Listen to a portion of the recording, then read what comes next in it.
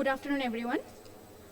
So, after the session of inauguration is done,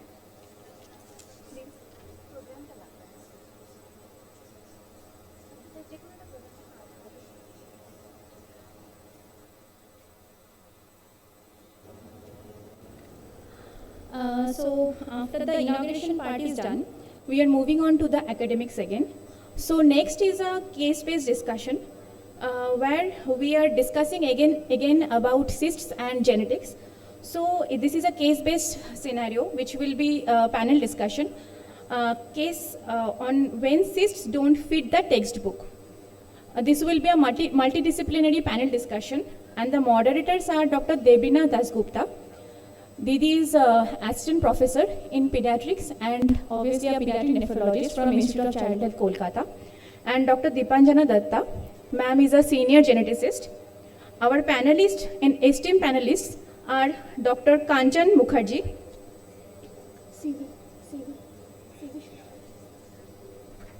Sir is fetal medicine specialist from Apollo Multispeciality Hospital.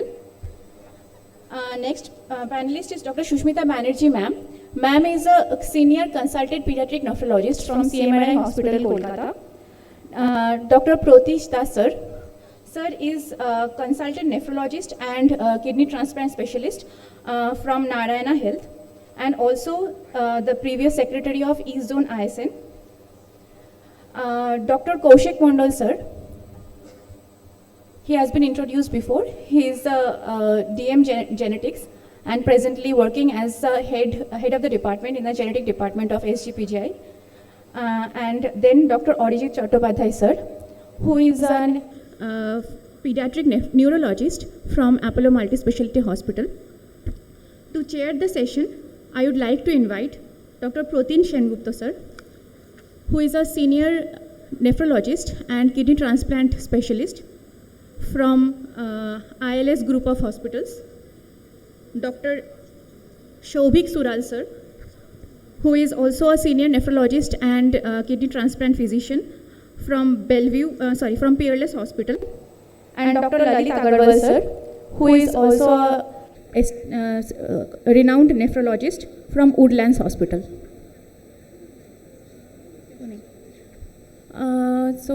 I think the chairing people are not there, so we will continue with the panel discussion.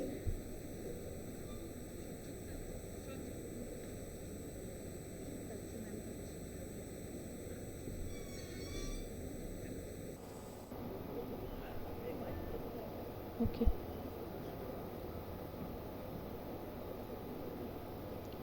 So without further delay, I would start off the panel discussion. We know that cystic kidney diseases are a very heterogeneous group of diseases where it sometimes may be very difficult to make a diagnosis, and here we'll be discussing a couple of cases reflecting that, and we have with us very esteemed panelists, so I hope it's going to be a good discussion. So we'll start off with the first case. So we have Mrs. J, a 28-year-old pregnant woman who came for antenatal genetic counseling at 19 weeks of gestation. The fetus has mild echogenic kidneys bilaterally, sizes are normal for gestation, and the Leica volume is also normal.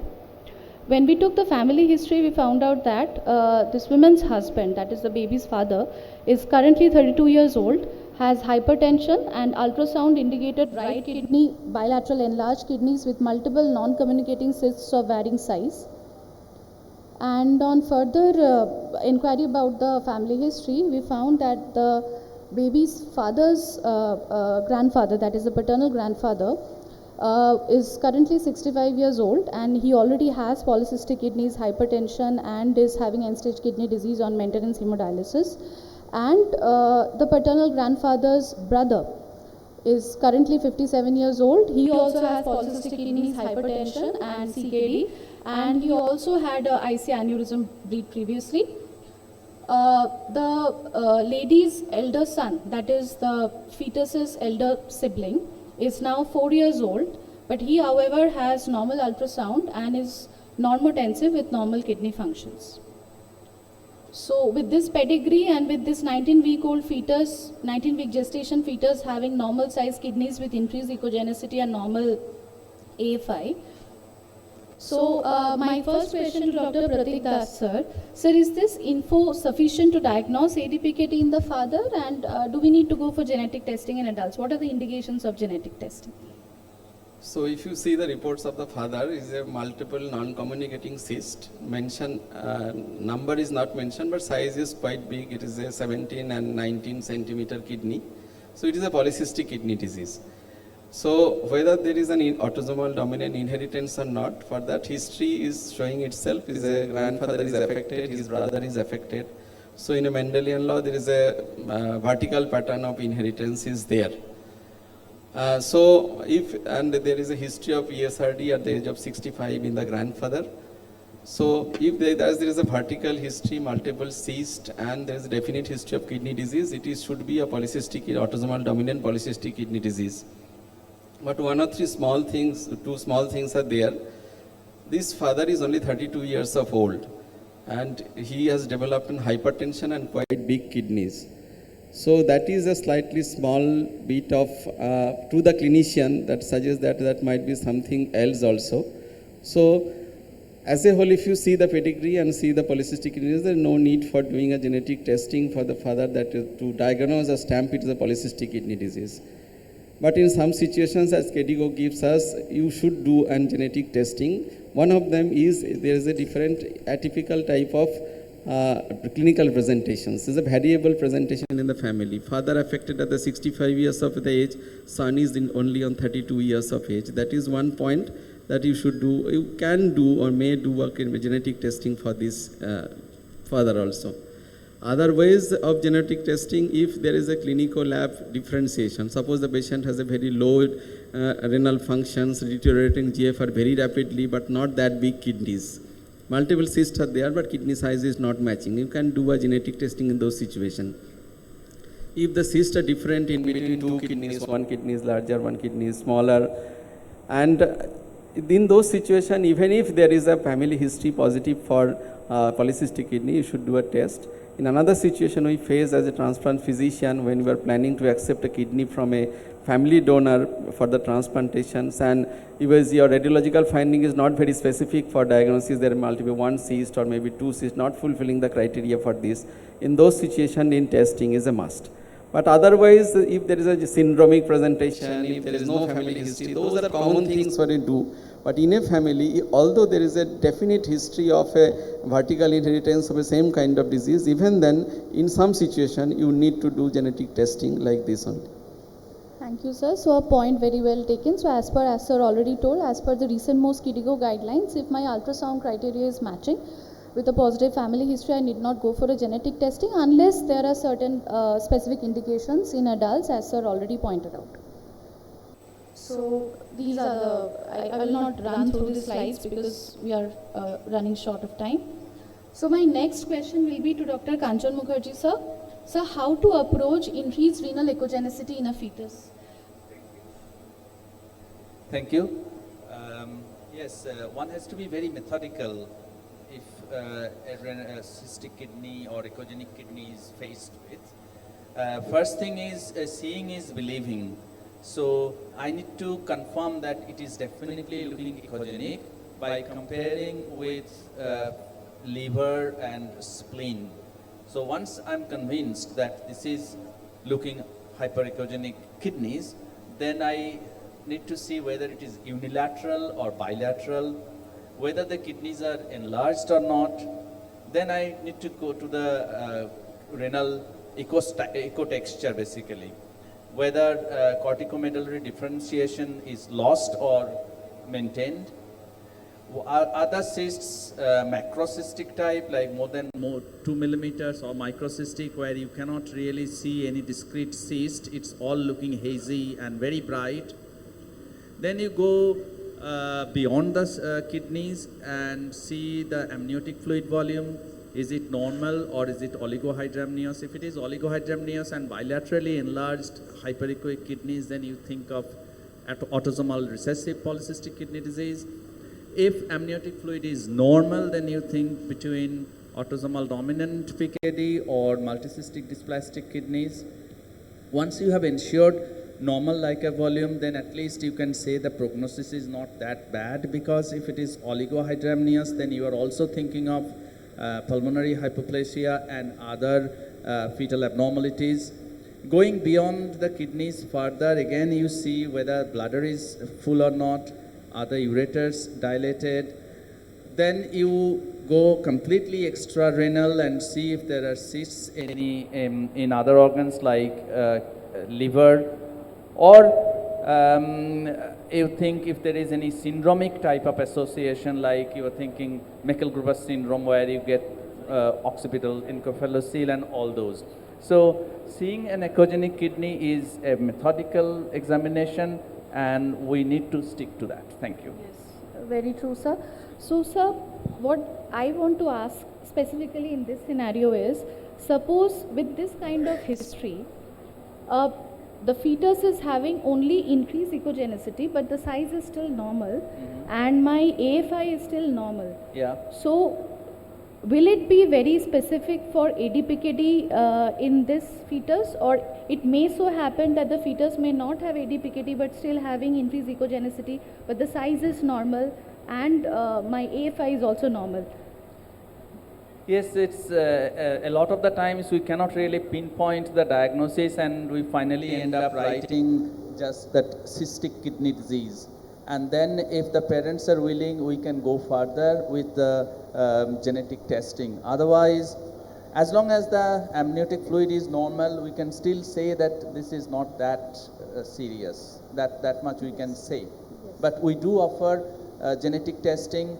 If I share my experience, say maybe 10 years back, even with MCDKs, we used not to offer genetic testing. Now the practice is changing with discovery of more and more genes. So our threshold of offering genetic testing is much lower these days. Very true, sir. Point well taken.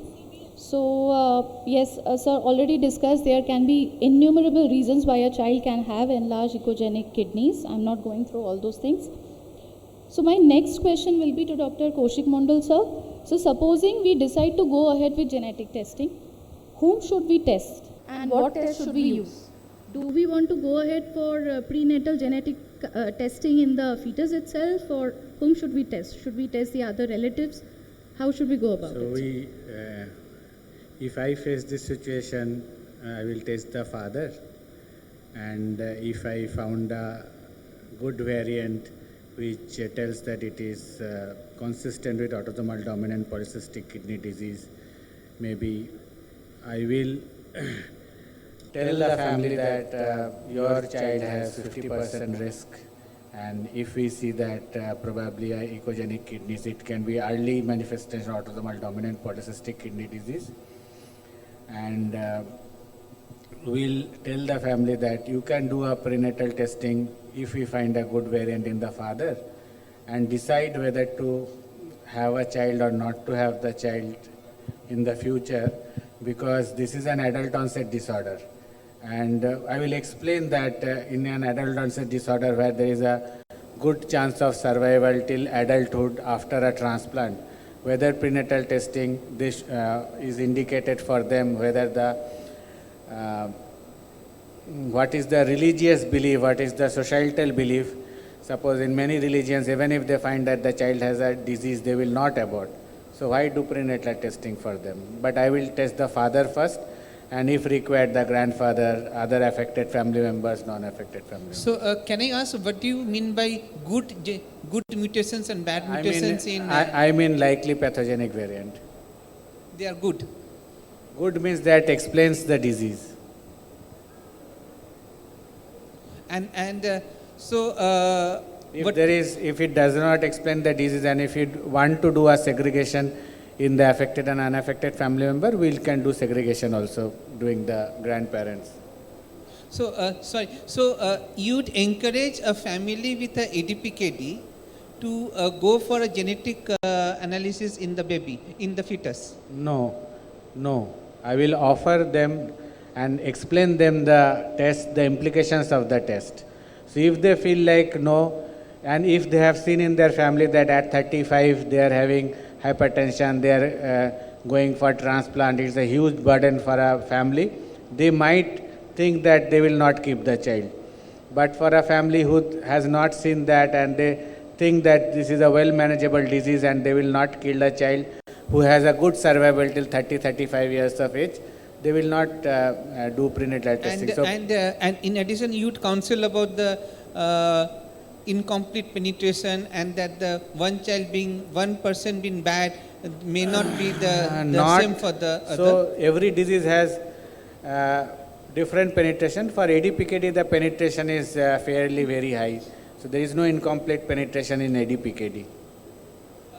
So suppose if we have a child with a very early onset ADPKD, then subsequent children will also be having a very early onset ADPKD. Yes, there can be intrafamilial variation, that also I will explain, but that is the experience of the family, the pain they have gone through, which will help them decide whether they want a prenatal testing or not, especially for this type of disorders which are adult onset and where there is fair chance of treatment and management.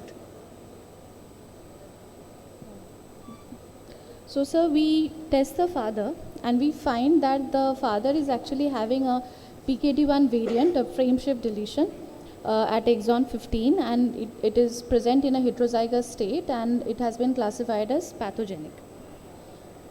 So, how would you, I think you already covered this part regarding how to counsel the mother before going for prenatal genetic testing. So let me explain the variant.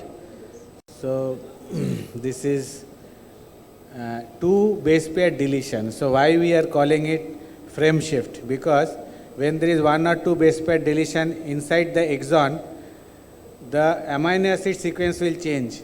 But probably you should have given the protein change, whether it goes for a truncating or it is a in-frame deletion. It can be an in-frame deletion. You didn't give. Protein is there, sir. It's a arginine 1992 glutamine frame shift Acha, niche position likha hai. 59. Yes. So that means, see that amino acid change in FS means frame shift, then a star 59 means there is a stop codon after 59 codons. After this, there will be 59 codons. So this is a truncating variant. After frame shift, that star means there is a stop codon. Stop codon means termination codon. So PKD gene is a large gene. So there will be a stop codon. Yes. This is something many of us might be interested if you want to explain it with a pointer. Because we may not be able to complete the whole session, all the cases, but whatever we are doing, I think we should do it nicely. So this is the genome build or we are using, right, for explaining this. This is the gene. C dot number means that this is 5968 base pair from the first nucleotide of the first exon, and 2 nucleotides are deleted. The 2 nucleotides, this.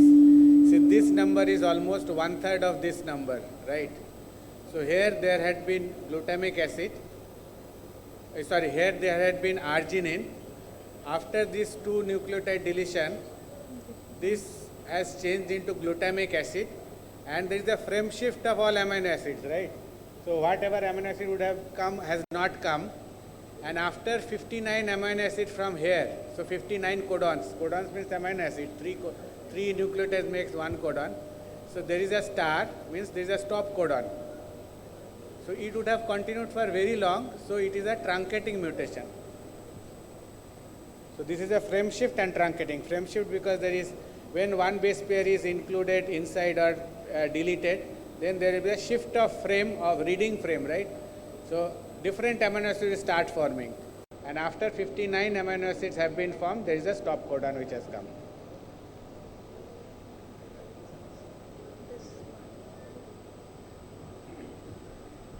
Thank you for explaining us the report in detail, sir. So, sir, before you go for testing in the fetus, so what do you expect? do you expect to get the same variant in the fetus because the fetus manifested so early and the father had manifested quite late?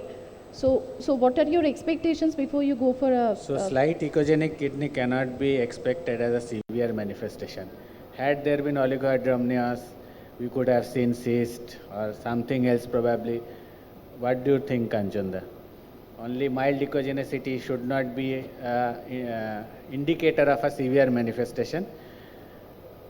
But yes, Yes. I Don't you mean, think so? if the because this amniotic can be just incidental. The father might also have echogenic kidney in the fetal life, we do not know. the problem, Kaushik, is those things are very subjective and it depends on your judgment. You Yes. may think that it's looking fine, but if the genetic test is saying that same mutation has been inherited, then it's a different story, isn't it? No. See, the father is living at 30 years of age without any problems, or he has started having problems. Yeah. It is very likely that the child will also have the similar course. Had they seen in their family that many children are born and they are having end-cell energy at 14 years, 15 years of age. So, if I understand the question is that what we like, just the fact that we have a echogenic kidney, how we should be counseling them, and we know the father's gene, but we don't know the fetus's gene. Fetus's So, gene. you want to comment? If I may, interesting case. I would be a bit nervous that echogenic kidneys at 19 weeks is typical ADPKD, monoallelic, and even if you found a variant in the dad, I think I would take the baby as their own person, an individual, and sequence them as such rather than just testing for the single variant found in the dad. And I would also think about scanning mum and considering whether there's a mild phenotype in mum, which may not fulfill typical criteria for ADPKD, but may give you a clue that there may be something else going on. So, so how many of you have understood about this?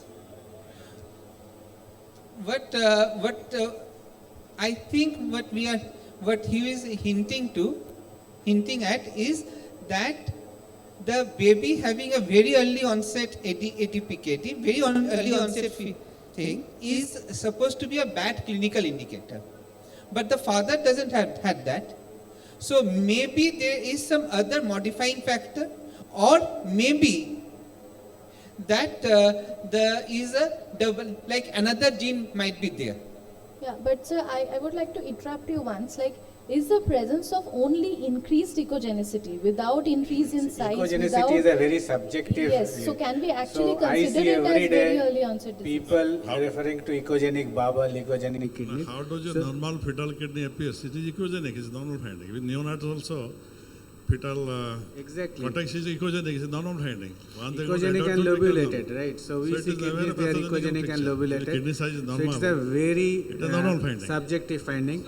So you have So kidney normogram. for the beginners and for the adult nephrology trainee, fetal kidney is echogenic. In fact, newborn kidney is also echogenic. But how much echogenic, a good sonologist will be able to say, like comparing with the liver, etc. Anil. 2 points. One is I concur with Dr. Hughes that there can be it's well established that especially the young onset ADPKD, you can have other forms of Mendelian gene, PKD1 or PKD2 modifiers which can give a severe phenotype. So just looking for this particular variant is not enough in those situations, especially when we know that it has a very on. My main contention here is what constitutes a very early onset ADPKD. Now it's very clear that it is to be diagnosed before the onset of symptoms. That is one. Second is the imaging characteristics. That is very important. That clearly states that it should be like an ADPKD in the imaging. It should be a large echogenic kidney. having a normal kidney with just an echogenicity Large changes. echogenic generally points towards the ARPKD. No. That is where it is. In the diagnostic criteria of very early onset PKD, the statement is very clear. You should have and all large kidneys are not ARPKD. That's the other thing which is found out with fetal testing.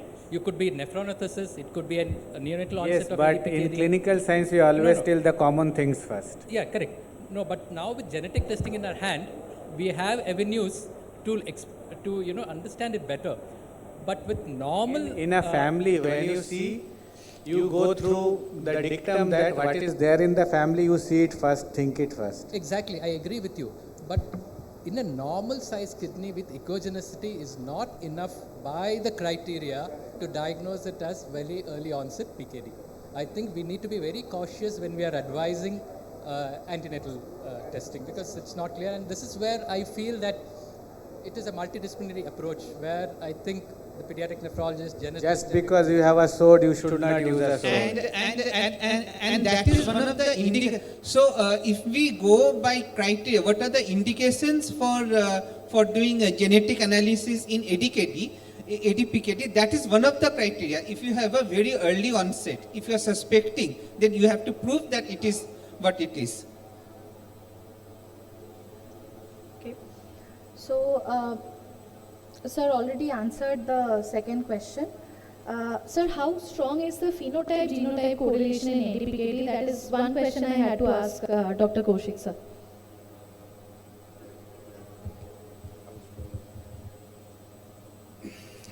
ADPKD being a very large gene, to the best of my knowledge, there is not much strong genotype-phenotype correlation. And as we have discussed, there are modifier genes and there is intrafamilial variability. But all said and done, what runs in the family, the feature which runs in the family generally runs in the family. The age of onset. Thank you, sir. So I'll just skip the last question because I think already it has been discussed. So my next question is to Dr. Shushmita Banerjee, ma'am. So ma'am, suppose this particular fetus who is having only increased echogenic kidneys, suppose this child goes on to, this fetus goes on to develop increase in kidney size also in utero, then how will you manage the fetus postnatally? And also how will you approach the elder sibling who is at present having a normal USG-KOB report at 4 years of age? So the first thing that really strikes me, and it's part of what everybody was discussing, is that you are only giving us one ultrasound report at 19 weeks of the fetus. It's a very non-specific ultrasound report, and you really have to follow this child up even in the antenatal stage to see, are these kidneys becoming larger, are they becoming more echogenic, is the liquor volume decreasing? So that monitoring even antenatally is important. It is doubly important other than for all these genetic issues. It is even more important clinically because if this progresses during the antenatal stage, and the child develops oligohydramnios, then it is vital that this child should be delivered in a unit where all facilities for ventilation, etc. are available. So I think that is very important in the antenatal period. Postnatally, once the child is born, again, if there has been oligohydramnios, etc., then looking at the ventilatory status is important. And then subsequently, obviously ventilation as far as the respiratory system takes precedence. If that is stable, then we need to look at the renal status, the renal function, blood pressure, etc. And of course do a postnatal ultrasound to further, be very precise about what we are seeing. So I think, and then depending on those results, we can plan further management for this child. Does that answer the question about the baby in question? How to approach the elder sibling who at 4 years already has a normal ultrasound? The guidelines suggest that we can follow this child up, but imaging at not very frequent intervals, about 3 to 4 hours yearly, but probably a blood pressure reading every year. And the important thing is to make clear to the parents that the fact that the child has a normal ultrasound now does not mean that the child is unaffected. The child can develop cysts at a later stage. So that is the main message to give to the parents, and to keep the child under follow-up, but not very frequently, about every 3 to 4 years to do an ultrasound and blood pressure annually. I want to just have a question like this. If you diagnose, suppose it's 4 years and suppose some cyst appears in the subsequent, so we don't have any definitive treatment for that, and at that point at least, until unless he develops a slight hypertension and lifestyle. So if you know that this patient is having this, then if the school knows, then they will treat it differently. If they goes to insurance and wants to enter in the service, the insurance will be denied, excluding this polycystic kidney disease, job will be deferred. So is there any, is it same for the same, if the family history is strong and it is at all worthy of following this patient as a very early childhood period? So I think these are things that we discuss with the parents and see what the preference is. I think blood pressure, the children nowadays pediatric guidelines state that every child above 3 years of age should get an annual blood pressure check when they come for routine checkups. So this is not something that is particular for this group of patients. Blood pressure check, I think we can do for all these patients. Whether we want a definitive diagnosis or not, taking into account all the issues you have stated, I think it varies a lot from, patient to patient, what the patient family wants to know. Sometimes they want to know that the child is not affected so that they don't have to follow up. Go for the surveillance, yes. That they don't have to keep under all the screening and surveillance, etc.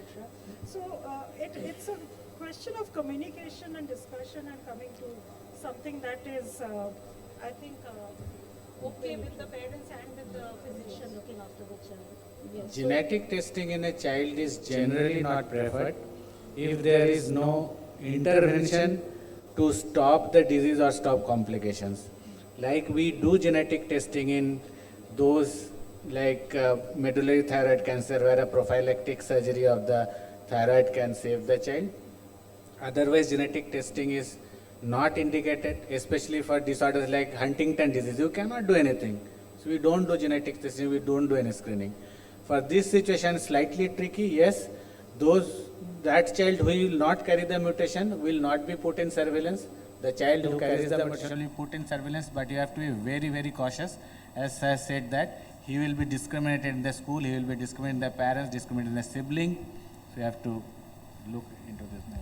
So, sir, one thing I wanted to ask, like this is a 4-year-old asymptomatic sibling we are talking about. Comment from sir. Yes, yes. The more importantly is that the insurance problem. The moment you label them as that this child is genetically abnormal, there will be no insurance coverage for this child. So it's no point doing unnecessary investigations and putting the child into those type of problems. So what we do in India is like often this genetic testing are then done not through the insurance, through their own pocket, and we don't disclose it. I don't know good or bad, but that's what we do. So one thing I wanted to ask, like, okay, this is a 4-year-old child who is asymptomatic, not having cyst. We counsel the parents, we tell them, see, in any case, we are not going to start any treatment now. What if this child is now 12 or 13 years old and is still asymptomatic, like not having hypertension, not having proteinuria? In that case, what should we do? Because now there are some early trials that have shown that maybe tolvaptan may be effective in the young adults, like in the adolescent age group. Trials have not been done in younger children, but in adolescent age group they are being done. So once the reports are suggestive that tolvaptan may be effective, so in that case will the scenario change? In that case, what is your take on that? I think the chances of developing cysts increase as the child grows older. So even if you don't do scans very often in the younger children, I think as they are approaching adolescence, you should screen. And the tolvaptan issue, I think, only comes about if you have very rapidly growing cysts, so a very sort of marked phenotype, which does occur occasionally, but is very rare, I think, in children. Thank you, ma'am. I would just like to ask Dr. Hugh McCarthy, sir, regarding Yeah, what I parents do. was going to ask that same question, that pediatric ADPKD and the use of tolvaptan. Thank you. Yeah, look, I think the KDIGO guidelines that came out last year actually have a reasonable amount of information for pediatrics in there. KDIGO ADPKD guidelines. Tolvaptan, there's some tolerability data in pediatrics which looks pretty favourable, which was probably the biggest concern. Could they even take it and suffer the side effects and maintain compliance? In truth, I wonder how many children would benefit from it. I mean, how many children have severe, rapidly progressive disease in childhood that would actually benefit from it? It's not. I don't think we've seen any in our practice. So, bottom line for the pediatric use of tolvaptan is that there are studies going on. Primarily, as I know, one from the USA and one from the Europe. And one of our colleagues, you might be remembering her and knowing her, Zalila, is leading one of those studies. And they have published one paper where they showed, small study, but they showed that it does result into some benefit. I forgot, benefit in blood pressure or benefit in the size of the growth. So you will have to watch on. Most probably in future we may be using tolvaptan. But this is something we have to watch. Watch the space. So my last question to Dr. Arijit, sir. So we saw that this child was having a family history of IC bleed due to rupture of an IC aneurysm. So, sir, what are the chances of the 4-year-old child also having IC aneurysm, if he's considering that he's having ADPKD? And what is the role of screening for IC aneurysms in children and adults with ADPKD? Yeah, so there is adult data, and if you can show the next slide, that if you have in the general population, for example, the prevalence of ICA is quite low. With a family history, it grows up a bit. With ADPKD population, higher, and that with a family history is even higher, 17%. Similarly, in incidence rates of subarachnoid hemorrhage, again, the same thing. The general population, very low, with a family history higher, with ADPKD higher than that, and with a family history even higher. So there are scorings of adults depending on these as to what is your score, and therefore depending on that you can do the screening of MRI with angiography to see for things like aneurysms and so on. So the adult population screening is quite standard. It has data and there are norms as to when to do it. As regards a child who has even a diagnosis in an early age, who may manifest or may not manifest, the data about ADPKD is very sparse about how many of them will develop ICAs or SH, and therefore screening them, again, there is no standard data about whether there are no norms whether it should be done or not. So if they are neurologically intact, I would not do any such screening on them. It is only if I have a child with a known diagnosis who comes in with some neurological manifestations, for example, a headache or any neurodeficits, or maybe some blurring of vision. If there are some neurological manifestations, then I may think about screening them for neuroimaging with angiography. So there are now guidelines whether we should be screening or not. But then Deepanjana said that I should not be speaking, but still I'm speaking. That I had a very bad experience of a child who came to me, got admitted with intracranial hemorrhage at 12 years of age. and was subsequently found out to have a ADPKD and became completely vegetative. And later on the family discussed like, yes, there was a family history also, and there was a family history of not only the ADPKD but about the intracranial bleed also. So we finished the first case here, and since we are running really short of time, I'll quickly move on to the tuberous sclerosis case, and we will not discuss it in details, just a few questions that I'll be asking. I hope it is okay with the panelists. So we have a 5-month-old child who presented with infantile spasm. When we inquired about the history, we came to know that antenatally at 33 weeks of gestation, the ultrasound showed presence of 2 tumor masses arising from interatrial septum of the heart, and there was no other anomaly in the antenatal scans. I actually thought that I will show the antenatal echo, but I don't because it was taking up a lot of space, like the file was becoming bulky, I could not share it. I'll come to the questions later. And then this child was born at term with a good birth weight with an uneventful perinatal period, but then he started having infantile spasm at 4 months of age. Along with that, the child also had developmental delay. So because of the spasm and developmental delay, an MRI brain was done that showed subependymal nodules, cortical tubers, and then ultrasound KOB was done that showed bilateral small cysts with increased cortical echogenicity in the kidneys, which were otherwise normal in size, and the renal function tests were also normal. The child was normotensive. There were no neurocutaneous markers, however, and there was no significant family history. Parents' USG was also normal. So the genetic, we did a whole exome sequencing, and we found that the child was actually harboring a TSC2 variant, which was likely pathogenic in a heterozygous state. And later on, the child went on to develop neurocutaneous markers like this ash-shaped macules and everything. So just a quick question to Kanchan sir. Sir, if you can just elaborate, what is the significance of intracardiac masses in fetuses?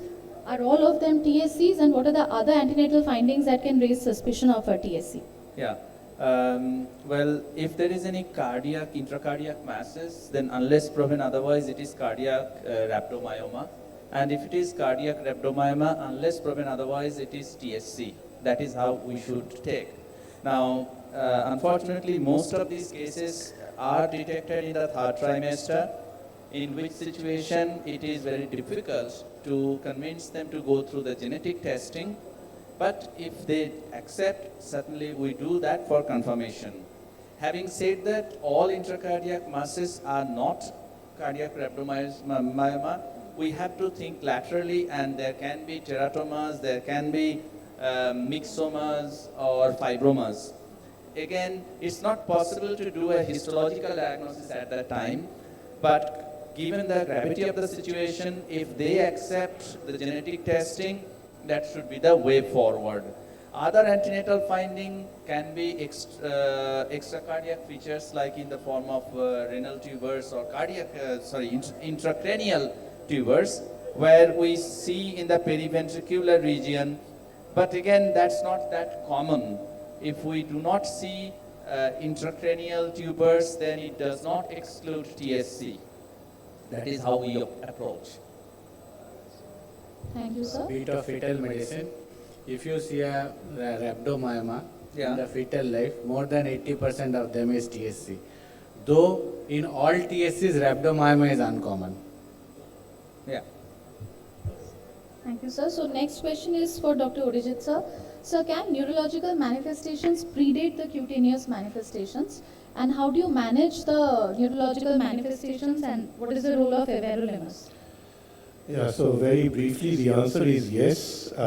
You can have neurological manifestations like infantile spasms. That is the most common manifestation, neurological manifestation of TSC complex. And this can even predate the skin manifestations, skin markers. The skin markers do have, they happen first, some of them happen in the first 6 months, like the hypopigmented patches, and then other markers come up later on in childhood or even in adolescence. How to best manage the neurological manifestations of TSC? is basically if you have epilepsy, then you need to go ahead with treating them with the most common medications that we use. For infantile spasms, it is steroids and vigabatrin. Is there a role of everolimus? Yes, everolimus is a mTOR inhibitor, and this basic pathology of TSC is due to mTOR overactivity, and therefore if you inhibit that, you will get help. And in neurology, we use everolimus for SEGAs, that is giant cell astrocytomas. That is one of the indications of using everolimus. And the other one is if you have a really refractory epilepsy in a child, even without SEGAs, then you also may use everolimus. Apart from that, non-neurological everolimus, of course, has nephrological uses as well. Thank you, sir. So in fact, in one TSC is a condition where there is very much intrafamilial variability. The father might not have anything, the child might have intractable seizures with rhabdomyomas. So this is a condition where there is intrafamilial variability with the same mutation.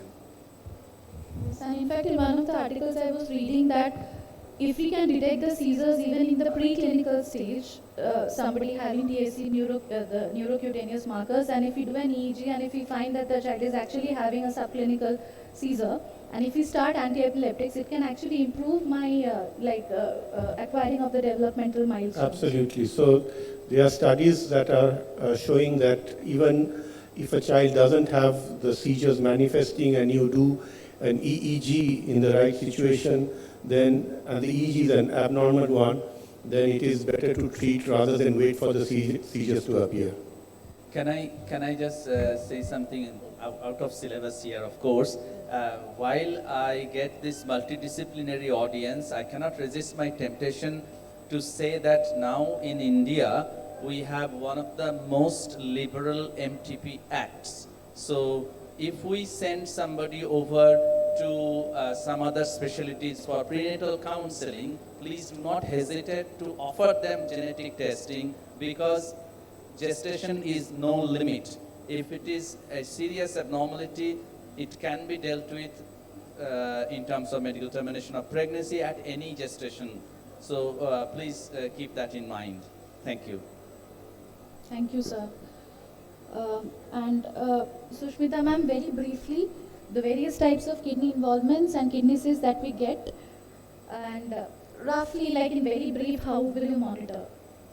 So the types that you get are, one is renal cysts.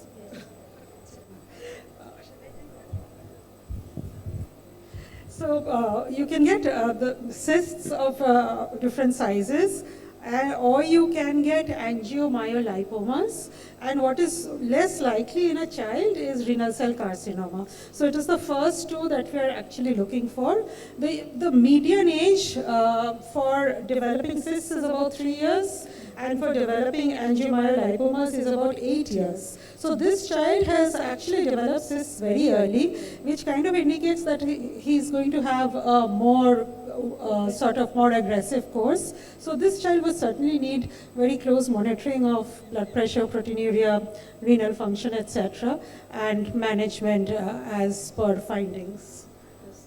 Thank you, ma'am. In fact, if Deepanjana ma'am remembers that we were thinking whether this child is having a contiguous gene deletion syndrome. So we had gone for even CMA, but we did not find anything. Absolutely, that is, I think, what you would think of when you get a very early aggressive presentation. So it is surprising that that wasn't there. Yes, yes, ma'am.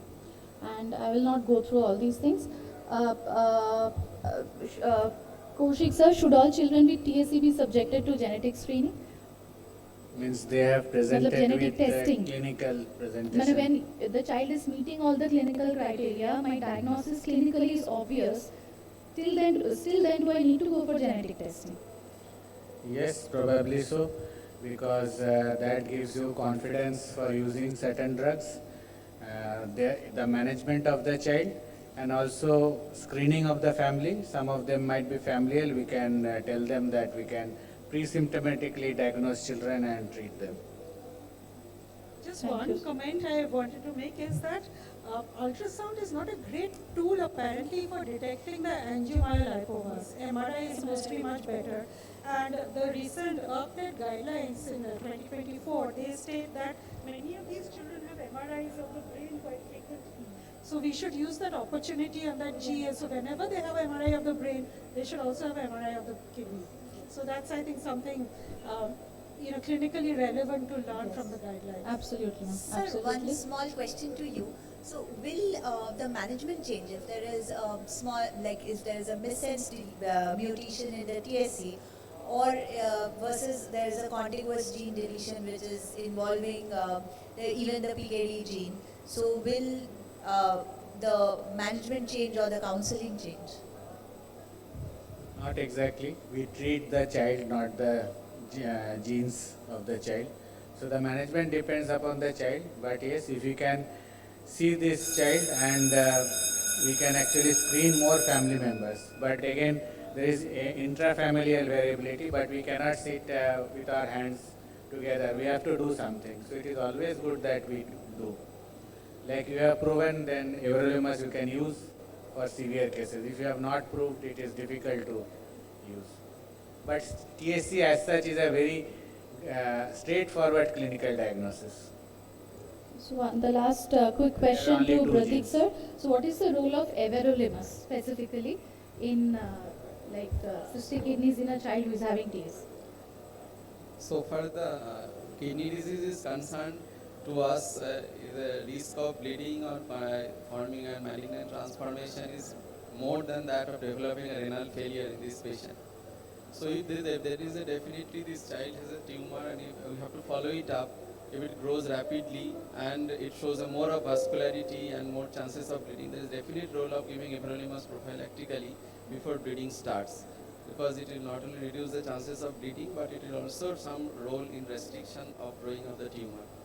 So everolimus, the patient who has bled should be treated differently. They should be treated mechanically by either embolization or surgery, etc. But who has not bled and has a high risk of bleeding in a follow-up, they must be treated by everolimus so far kidney is concerned. Yes, and in fact, Cyst, if there is a you have to do this, there is a transformation. If there is an angiomyolipoma develops, the risk is of bleeding, risk is of malignant transformation. Risk is not of renal failure or like that. yes, and incidentally there have been some studies that have shown that when in such children everolimus was being given for angiomyolipoma, it actually caused a decrease in the number of cysts also. So if there is such a situation, like it helps, but otherwise without angiomyolipoma, only cysts, then everolimus is not indicated. So I thank all the panelists, but before I end the session, I would like to reflect a bit about the study that we had done, and I would request Deepanjana ma'am to present the figures because she had worked meticulously on this. So this is a pan-India study that we have many of you also involved. So this is the basic data that we have. We could include about 111 patients where 28% we have classified them as this is the yield which we are talking about, the genetic yield, which is the pathogenic and the likely pathogenic variants. So this is, if you look at the inner circle, we have classified it based on the disease, and the outer circle, we have classified it based on the genes that we have identified, and the ring of the circle, we have mentioned the percentage of the yield which we have got. So in this case for ADPKD, you can see with PKD1 and PKD2 we have 28% yield. With PKHD1 we have 18%. You can see we have got a spectrum of NPHP genes, and here we have got even a chromosome 2 deletion, and that's 14% of our cohort. And with Bardet-Biedl syndrome we have got 4%, TSC2 we have got 6%, and RCAT, which involved HNF1 beta and also the 17q recurrent deletion, as 8%. We have also got mutations in other genes, but these were these were single genes, but they were novel genes, and this is what we have plotted as others. So this is our cohort of 111 patients, with whoever was involved in our studies, and this is the pan-India cohort which we intend to publish soon. Thank you so much. So this was of every age. So the youngest was 3 months old and This is not pediatric, it was coming from, I guess, 3 months? 3 months to 18 years. 18 So- years? Yes. Okay. So because it is very unlikely that you get so much ADPKD in young children. No, but we got a lot of prenatal cases as well. There's a prenatal presentation of ADPKD also. So thank you all the panelists. I would request you to proceed for the memento presentation. Thank you. Next session is on Col4A Chronicles, the triple helix troublemaker. For this session, to chair this session, I would like to invite on stage Dr. Manish Jain. He is a senior consultant nephrologist and transplant physician from Apollo Multispeciality Hospital. Please come to stage, sir. And Dr. Bornali Dash Ghosh, ma'am. Ma'am is assistant professor in pediatrics at Institute of Child Health, Kolkata. She has special interest in growth and developmental disorders, dysmorphology, and genetics. This session, we shall have on stage for this talk Dr. Anil Vasudevan, sir. Sir is pediatric nephrologist, professor in pediatric nephrology at St. John's Medical College, Bangalore, and he is also the adjunct professor in the Division of Molecular Medicine, St. John's Research Institute, Bangalore.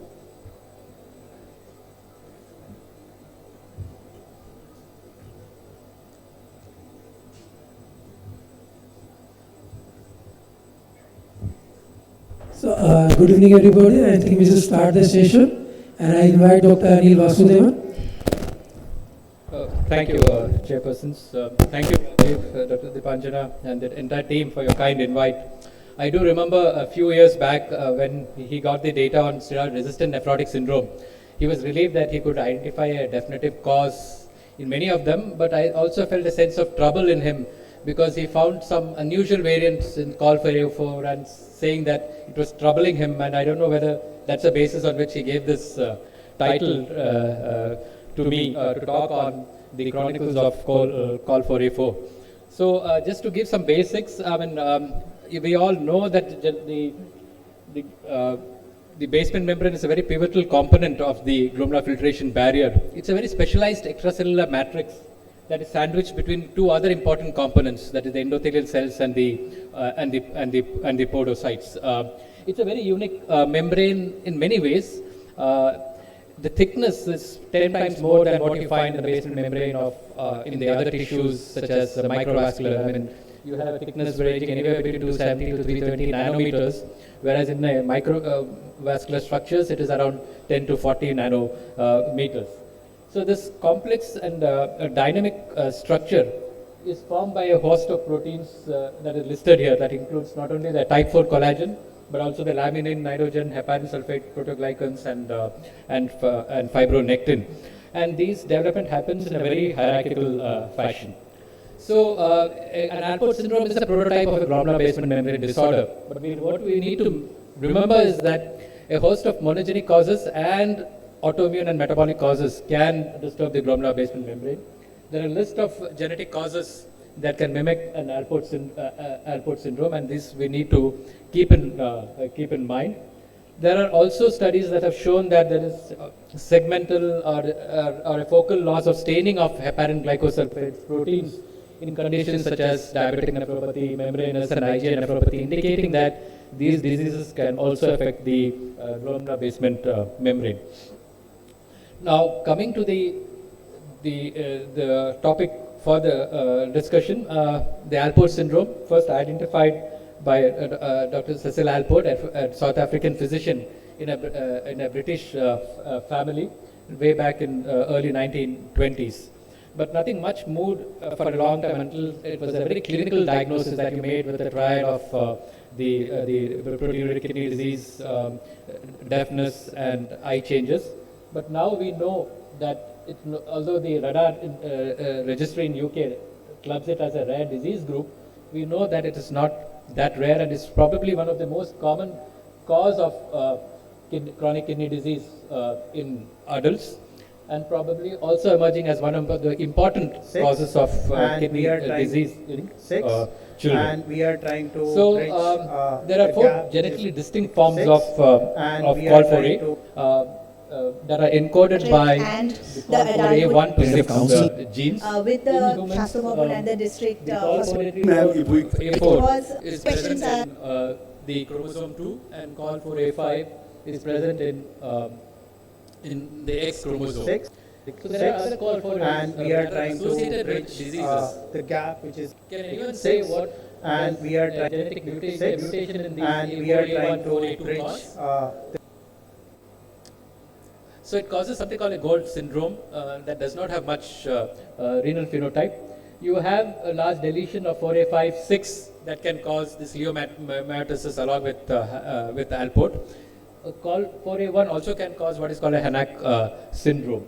Now these proteins have a very unique structure that it contains a non-carbox, it contains a 7S domain in the amino terminus.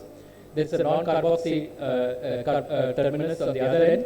And in between you have a long collagenous stretch which differs from the other basement membrane in the fact that there are interruptions in this collagenous stretch by non-collagenous proteins, and that is supposed to give it a more flexibility. These encoded proteins form trimers. There are three major forms, as you all know: alpha 1, alpha 2, 3, 4, 5, and 5, 5, 6. And each of these are exclusive. I mean, they cannot be interchanged because they have a unique biochemical properties and roles to play in whichever tissues they are present. Developmentally, initially, the basement membrane, I mean, these are secreted products from the endothelial cells and podocytes. And initially, there is more predominance of this alpha 1, alpha 2.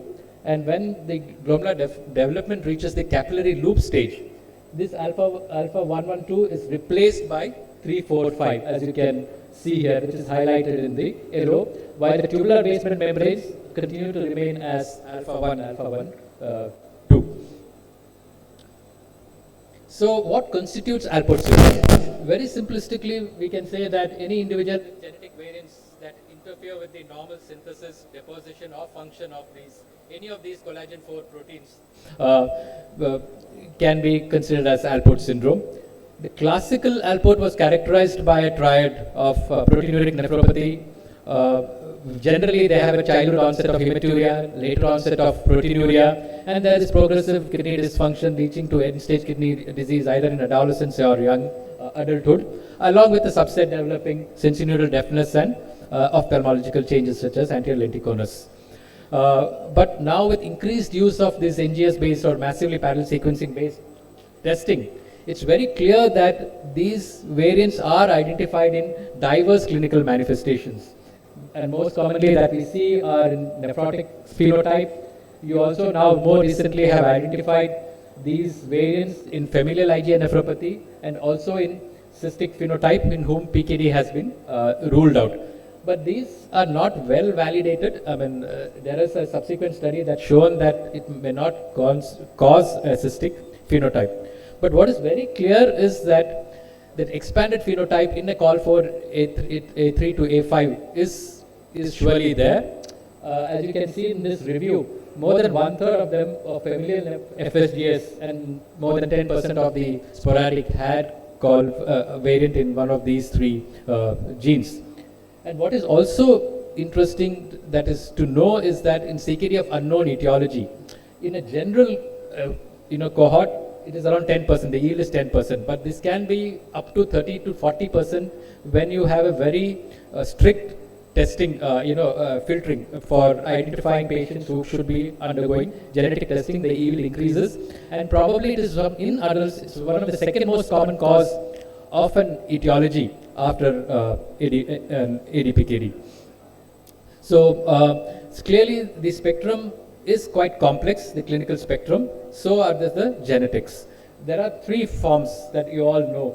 One is the X-linked associated with COL4A5. Then you have the autosomal COL4A3 or 4A4, which could be recessive or dominant, and they are termed as now as semi-dominant. And then you have an extremely interesting, but fortunately in a small subset, what is called a digenic inheritance, where there can be variant in more than one of these Col4A genes. It could be either in trans, that means the variants are located in the different alleles, in the different copies, or it could be in cis. And it is important to note that these things influences the severity of the phenotype and also the risk of progression of kidney disease. The other thing that is interestingly being found is that probably we are underdiagnosing Alport. We do not sure. If you look at the frequency of these heterozygous variant of A3, A4 in the UK genome database, seems to be quite frequent, 1 in 100. That is almost 1%. 20 times less frequent are the Col4A5 variant. We don't have these kind of data in Indian population, but hopefully the Genome in India, which has come out with this 10,000 sequences exomes in diverse population, may probably give us a clue how common these alleles are.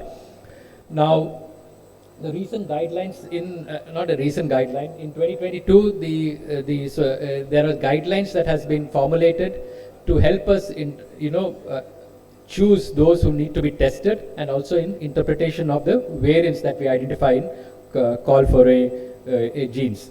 I'm not going into this because of the lack of time. There is a clear understanding why some of them have such severe phenotype, progresses to kidney failure very fast as opposed to others. And that is based on two things. One, how much proportion of the basement membrane is intact. And the second is, if the basement membrane is present, what proportion is defective. This combination determines the severity of the basement membrane injury and subsequently the risk of chronic kidney disease. For example, in a male with a Col4A5 variant, there is no formation of the glomerular basement membrane. When there is no A345, and when there is no A345, there is no defective either. And this is one of the most severe form, as opposed to someone with a heterozygous variant in either Col4A3 or A4. It's a heterozygous and it is a truncating. That means the protein formation is truncated either because of a nonsense or a frame shift variant. You can see that they do have a A3, A455, but it is 50% intact, and whatever is intact is not defective, which again explains why they may have a milder phenotype. So this permutation combination is one factor which determines the severity of the phenotype. The second is the type of variant. So in general, truncating variants, deletions have a more severe phenotype as compared to a missense variant. Second is, among the missense variant, the glycine substitutions are more likely to be disease causing, especially if they are substituted in the first position, or if the substitution happens away from the non-collagenous interruptions in that collagen domain, or if they are substituted by an amino acid such as arginine, glutamine, tryptin, valine, and so on, because these are larger amino acid that is replacing, so there is interferences in the secondary structure. So these also determines the severity of the phenotype.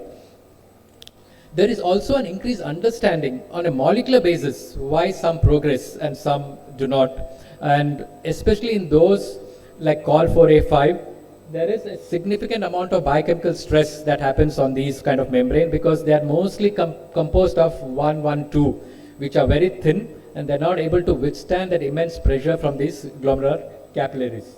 And that triggers a lot of downstream events that includes what is called a fibropodia formation of mesangial cells via the endothelial activators, and that interposes between these podocyte and the basement membrane. There is deposition of other extracellular matrix proteins like laminin 211, collagen alpha 1, which again disrupts this GBM structures. And not only there's a structural deformities that is happening, but also induces a lot of inflammatory signaling pathways, such as you can see, induced by DDR1, or the metallomatrix proteinases. So there is a lot of inflammatory disturbances along with structural changes that are happening, and these are the changes that are being targeted to limit the progression of kidney disease. In missense variant, where there are production of the protein, but the protein stays in the endoplasmic reticulum, and that triggers what is called an unfolded protein response that leads to cytotoxicity and apoptosis of these podocytes. And this is one in an indirect way why you get a podocytopathy-like feature in those with Alport syndrome. So these are the two broad molecular pathways in which it can cause kidney disease progression. Now this is a nutshell. I'm sorry why it comes in China.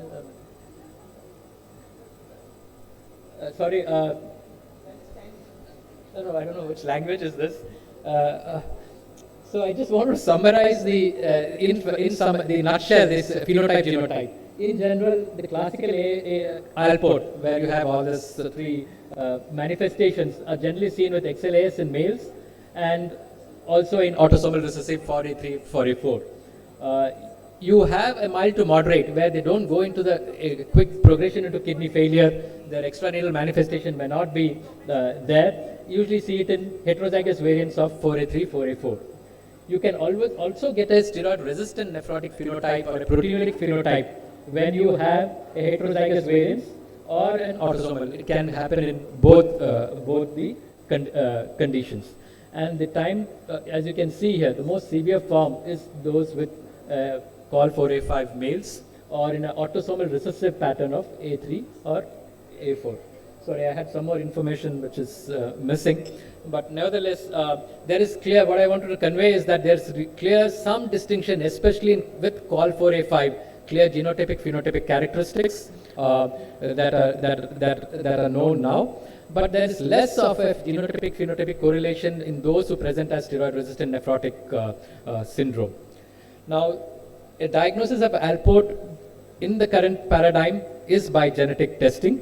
These are the indications that I have listed, but we also need to remember in certain situations where we need to probably look for these variants in COL4A5, COL4A genes, A3 to A5. That includes a biopsy-proven FSGS or a steroid-resistant nephrotic syndrome, CKD with an unclear etiology. I think that is an important group, especially in young adults, where we bin them as either hypertensive kidney disease or a diabetic because they may have these metabolic problem added to the underlying kidney disease. Familial IgA nephropathy is another group where it's recommended to screen for these variant. The genetic testing does not only help us confirm a diagnosis, it's useful in prognostication. There's a difference in the way the kidney disease progresses in a 4A5 versus someone who is a heterozygous variant in a 4A3 or a 4A4. It also helps us in family screening and also in surveillance of deafness and eye changes. It can help us decide that and also identify phenocopies, especially in a setting of steroid-resistant nephrotic syndrome. But it is not that anyone with a triad of Alport syndrome, you will have a genetic diagnosis. By genetic testing, at the maximum, the rate is around 80%. There are still 20% who may have a clinical or a histopathological feature of Alport, but a genetic testing turns out that no actionable variant is identified. And current research shows that in these situations, there could be large deletions or other duplications that have been missed in an NPS-based method, or it could be that these variants are located in the deeper introns, which, because we use generally an exome sequencing approach, which will not be picked up. So you really need to do some kind of a whole genome with an RNA-seq to identify these kinds of variants. And 10% of those negative, they're able to identify additional variant using these approaches. Now, what's the role of a kidney biopsy? Of course, that used to be a gold standard much before the genetic testing came into place to diagnose Alport syndrome. But in current paradigm, it may have a limited role. We need to consider, especially if there is an atypical presentation or if you find a variant of unknown significance, and a biopsy with a documented classical EM changes helps us give us some more information whether that variant is actionable or not. If there is an accelerated decline in kidney function than what we expect with the particular genotype, or there is a discordant presentation among family members with the same variant, just to understand whether there is any other disease that could explain this differences. But we, of course, EM is very mandatory in this setting. Now, there are significant changes that you can observe, again based on the phenotype and the vintage of the diagnosis, from thinning to a classical lamination pattern where there is thickening and splitting and fragmentation of the lamina densa.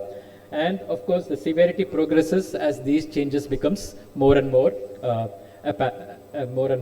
apparent. So, what about the data in Indian children? I mean, there is not much in Indian children. We have one study from AIIMS that had looked at 43 children with Col4A variants. You can see the predominant phenotype was a steroid-resistant nephrotic syndrome. But because of the small numbers, they couldn't do any genotype-phenotype correlation. An ongoing analysis of a nationwide cohort of 108 children that we are part of, and even Dr. Rajiv is part of, is ongoing. It's almost complete. We are in the manuscript stage that is being circulated, that will be circulated to all these participants, where that will give us more information about the genotype-phenotype characteristics. What we are finding is that even Col4A 5 females affected tend to have much more severe kidney disease. I mean, and we are looking at why they have as compared to what in the literature shows. The other group where this has Col4A variants have been evaluated is in the setting of nephrotic syndrome. We have the paper from Dr. Rajiv's group that showed that there is a significant proportion of those who have been identified with genetic to have a Col4A variant. But there are challenges in interpretation and finalizing because many of them did not have EM available for more interpretation. There is also a paper from SGPGI which also describes that a significant 1/3 of those with a genetic positive had Col4A variant. But even here, the phenotypic and the phenotypic characteristics are not very detailed. And what I found surprising was in their cohort, almost 25% had an initial steroid responsiveness, then which again argues that, is it really a true or an incidental variant that they have picked up? The management is basically supportive. There is enough evidence that ACE inhibitors plays an important role, not just when they are proteinuric, especially in those who have an X-linked Alport or an autosomal recessive, where initiation of the ACE inhibitor at diagnosis. But if they are young, to start it as early as possible when they cross that infancy becomes very important. And those with heterozygous, we need to initiate an ACE inhibitor when the patient develops microalbuminuria, which means that these patients need to have a constant follow-up and surveillance for the proteinuria. And apart from that, formal hearing evaluation is required in, again, XLAS and ARAS beginning at 5 to 6 years of age, because not all of them develop deafness. By 10 years of age, around 30% develop. By 40 years of age, 90% of them develop deafness. The ophthalmological evaluation can begin a little later, probably in adolescence for anti-lenticonus. Of course, this monitoring becomes, we may do it earlier if there's very symptomatic or have any other issues. Now, coming to the future, I'll just take exactly 2 minutes. It's one of the most researched topic after ADPKD. Probably Alport is another condition where there's a lot of research happening, especially with a better understanding of the molecular, the mechanisms of progression. Of course, the holy grail is how do you reconstitute the normal GBM. There are multiple approaches, including genome editing, exon skipping, and what is called a codon read-through to restore the GBM back to, if not to normal, at least to near normal. And these are mostly done in mouse studies, but there is one trial that is happening in humans, which is in phase 2. Then there are other support measures to retard the progression of the kidney disease in Alport. That includes the use of ACE inhibitors and SGL2, use of anti-endothelin or a dual receptor blockers such as sparsentan and atrasentan, inhibiting the inflammations blocking the abnormal signaling between the podocyte and GBM, and what is called a chaperone therapy, where you're trying to mobilize the protein that is remaining in the endoplasmic reticulum using specific molecules. So as you can see, these are in different stages of preclinical and clinical phase 2 trials in humans, and we hope that in next 10 years we may have some form of a therapy apart from ACI inhibitors to retard progression in these group of patients. So the other vexing issue is the curative treatment in Alport is transplantation. So we had a child, adolescent at the time when she was in ESKD and coming for transplant, but had an early onset of nephrotic syndrome at 7 years, and now is in ESKD and has been counseled for kidney transplant. Mother as a donor. The first biopsy suggested FSGS, but when we were deciding whether to further immunosuppress or not, we did a second biopsy much before genetic testing, and when we sent an EM, it showed a characteristic changes of Alport. We did a genetic testing much later. Turned out to be a homozygous variant in COL4A4, which was classified as likely pathogenic. Now we screen the mother who is heterozygous carrier for the same variant. But the mother is completely normal both by examination wise and by urine analysis and creatinine. Our question to the crowd, to the audience is, will you consider her as an eligible donor? How many of you will consider her as an eligible donor? How many of them may refuse or may need additional testing at least? So again, we have some guidelines now. Now, if you look at this data of systematic review of patients with different genotypes, what we are talking about is a heterozygous variant in COL4A3, 4A4. So this is the column here. As you can see here, around 30% can develop CKD and around 15% can develop end-stage kidney disease. This is very important to know. And if you see, the median age of onset is around 53 years. So it can happen much later. So if you consider this, there is a fair possibility this mother may not be just a carrier, may manifest it in the future. So what do we do now? So this is become more clear with the guidelines that has come up from the Alport syndrome experts. So if you can see here, the first is, of course, you evaluate the recipient, then you do a donor clinical assessment. The donor is asymptomatic, you subject them to a genetic testing, which we did, and we got a positive result. So, and the positive result was that it is a heterozygous variant here.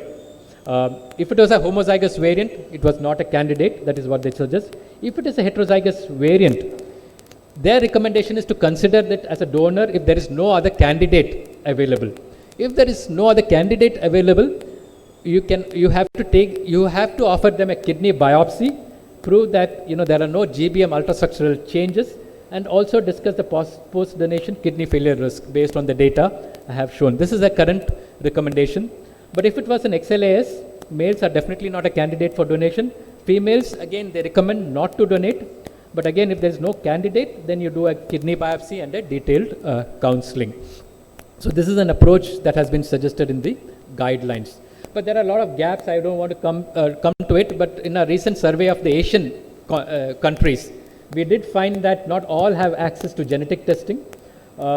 Also, one important finding was that there are 15% who do not use AC inhibitors at all in Alport syndrome, but there is clear evidence that that's the only thing that is available to us to retard progression of kidney disease in these group of patients.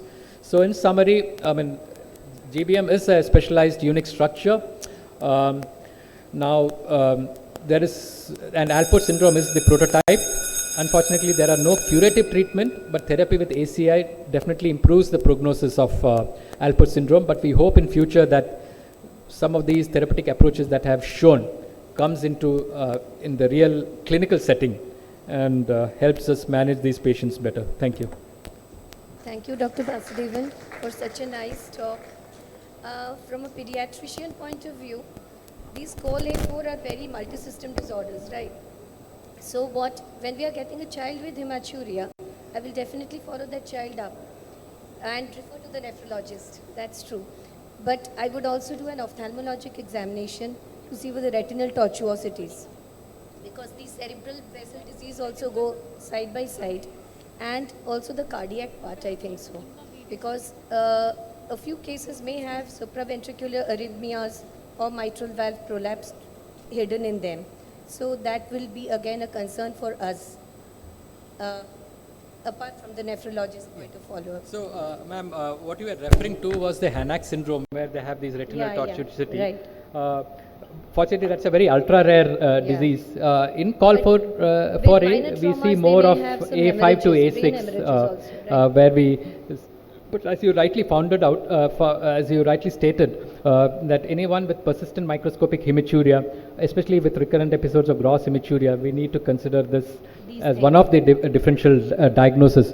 And there is a recent paper from the US cohort where even microscopic hematuria, persistent microscopic hematuria, I think around 25% turned out to be, a call for a secondary to a call for a Another variant. thing is any role of skin biopsy in these children? Sorry? Skin biopsy, because these are Yeah, present this in used the to be a basal very membrane. traditional, before the genetic came in to diagnose, and a less invasive procedure where they used to see the staining pattern of these, of this. But of course, I mean, we have never done that. I don't think anyone in India does that. I know there is a lot of experience in other centers and even in China where they do, but I don't think we do it.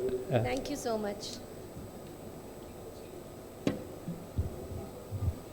Thank you, sir, and we should conclude the session because we are really late. Thank you.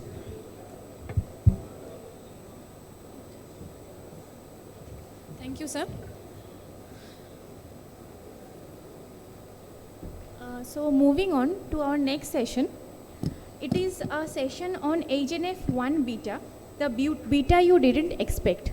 So this is a tale of cystic kidneys along with the sugary concern. This talk was supposed to be delivered by Dr. Maudie Morrow, who is a pediatric nephrologist and the genetic lead from Birmingham Children's Hospital, which is also our sister renal unit. But unfortunately, due to some clinical glitch, technical glitch, he could not make it here. But he has sent his recorded video. To chair the session, I would like to invite on stage Dr. Prodip Dole sir, who is a senior nephrologist all the way from Guwahati. Dr. Hridoy De, who is an assistant professor in pediatrics from Institute of Child Health, Kolkata, and also a budding pediatric endocrinologist. And also Dr. Shumantra Raut sir, who is also a pediatric nephrologist from Neota Hospital, Kolkata.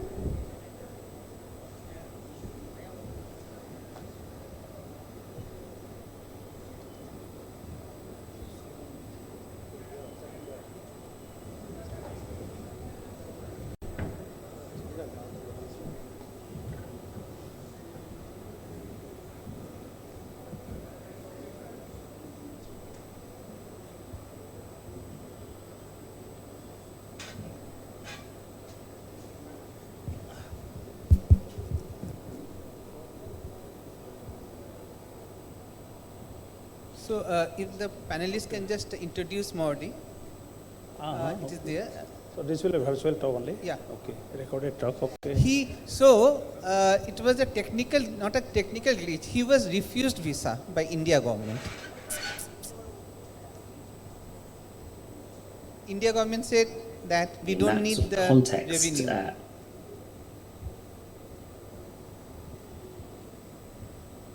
So good evening, and I would like to thank the organisers for inviting me to speak at this amazing conference, and I'm really sorry to not be there with you this evening. Unfortunately, I had a number of issues with my visa, so I was unable to catch the flight, so hopefully I'll be with you on the next occasion. So thanks very much for inviting me to talk on HNF1B, a beta you didn't expect, a tale of renal cysts and sugar zones, which is an interesting title, but all that to say that essentially the HNF1 beta does affect the kidneys as well as patients who have diabetes as well. So without much further ado, I will start the presentation. So the things that I'm hopefully just going to touch upon is to talk about the molecular biology of HNF1B and talk about genetic mechanisms that are involved, as well as the sort of renal and extrarenal phenotypes and that which pertains to diabetes and how we go about making a diagnosis and what we do when we have the diagnosis in terms of the clinical management. So I'm going to start with presenting a case history to you, and this is a very brief, but it's one that I had experience with, and I on purpose have put there sort of 2005 because that's really when I was involved. But it involved a 13-year-old who at the time was actually being seen in the CKD clinic, and was having some renal dysplasia, what was kind of at the time starting to be labelled as Kakut, but more or less was kind of called, reflux nephropathy or whatever. And she was undergoing a kidney transplant in 2005. And she'd had all the counselling of the transplant, including sort of risk of diabetes, because we were using TAC increasingly at the time. And at the course of her transplant, in the acute management, and we were using intravenous methylprednisolone and tacrolimus and mycophenolate mofetil as part of the immunosuppression and running insensible losses with 10% glucose. She was noted to have very high blood sugars, which was becoming increasingly difficult to manage, to the point we went down to 5% glucose, and we tried various things and even had to introduce things like insulin in the acute sense. We did manage to get things under control, and she was managed well. The transplant itself went very well. There were no particular concerns, but she always had this degree of diabetes, which was kind of new, certainly in that sort of context of presentation with diabetes. And when we retrospectively then made a diagnosis, because as I said, this was in 2005, so at the time she would have been born would have been 19 in the early 90s, she ended up having this HNF1B as the primary cause of the chronic kidney disease, which was interesting.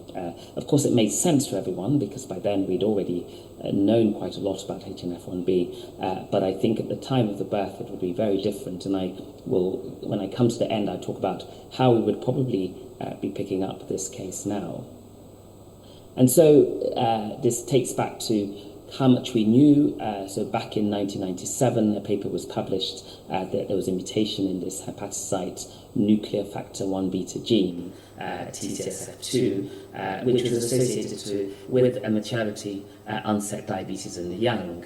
And essentially, we knew at the time that HNF1B was linked to this diabetes. That's what was picked up then. And that these patients, or some patients, also had a renal cystic dysplasia and diabetes. And the term ARCAD was then subsequently being increasingly used as emerged as a renal cystic diabetes syndrome. And so, as the sort of years sort of passed by, it became clear in subsequent publications that the mutation of this was associated with a also familial hypoplastic glomerulocystic kidney disease, and a lot of this, some of the work done here was done here in the UK by a team in Exeter, Corey Bingham's team, which looked at this, and this became something which was very much accepted within paediatric nephrology, of things to look out for.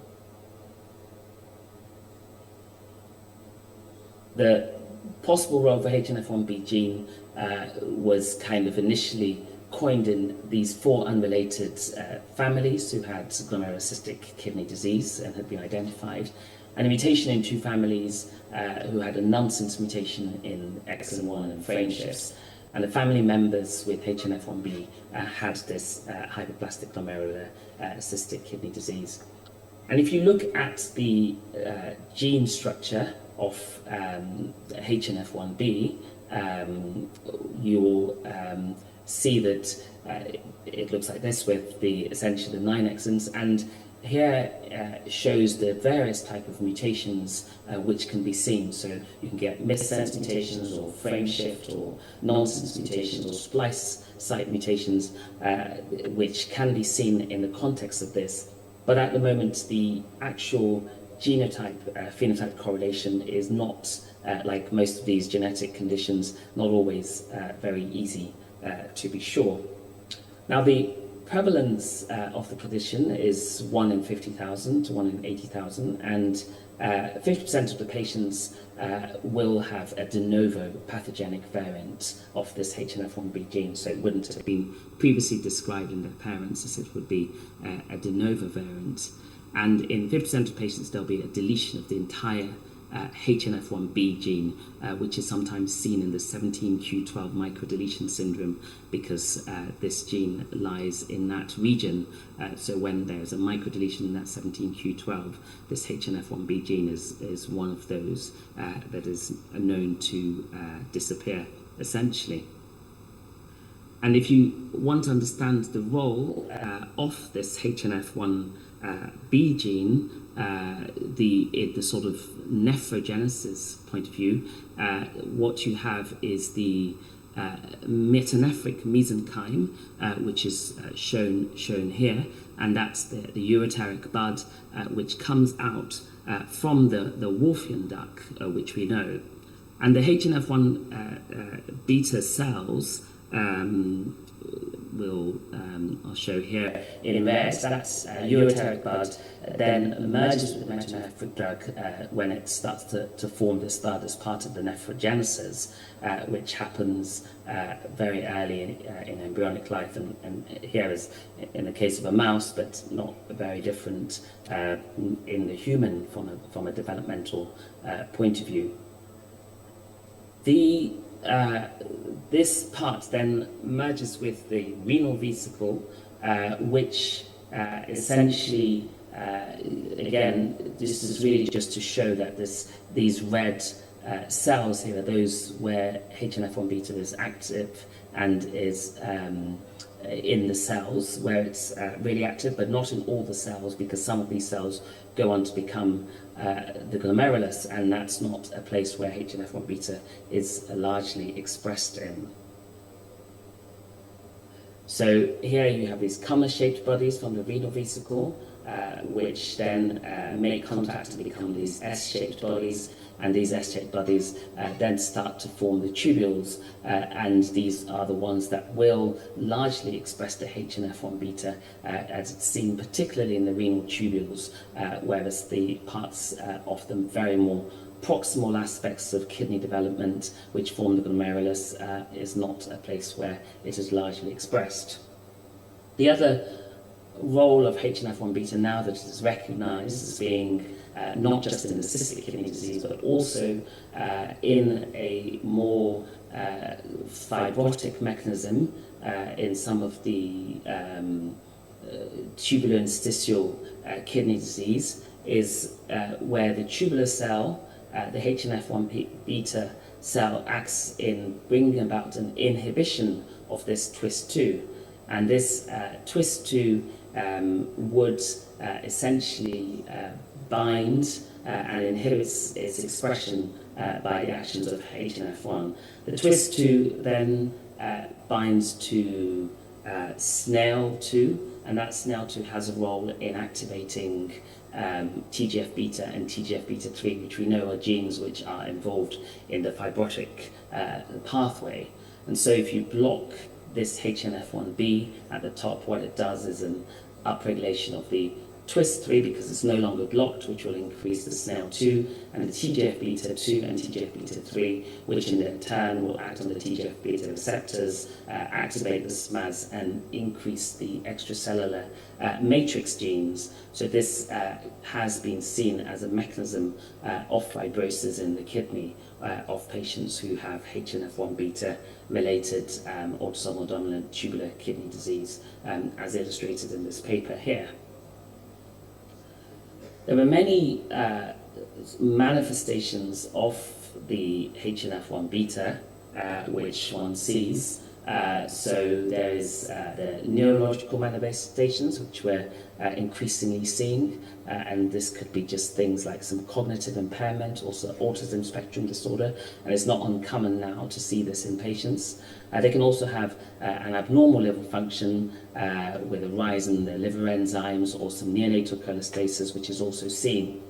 There's also early onset diabetes, which we've talked about, which can present even before the kidney disease is noted, or it can present at the same time, or even much later. And as we increasingly are picking up these HNF1 beta genes early, we are also now seeing that we have to retrospectively go back or prospectively go back and screen for the blood glucoses. The kidneys can be very variable, of anything from as simple as horseshoe kidneys, renal cysts, or having a single kidney can be a manifestation of this HNF1B. Then we've talked about the reasons for the glucose being a sort of hypoplastic body of the tail of the pancreas, or the pancreatic exocrine dysfunction. And patients who have HNF1B can also have other manifestations like bicornuate uterus, or uterus diadephis, or rudimentary uterus, or double vagina, or vaginal aplasia. And this is often important in girls who have been found to have this mutation, to actually go back and be able to screen for that and see.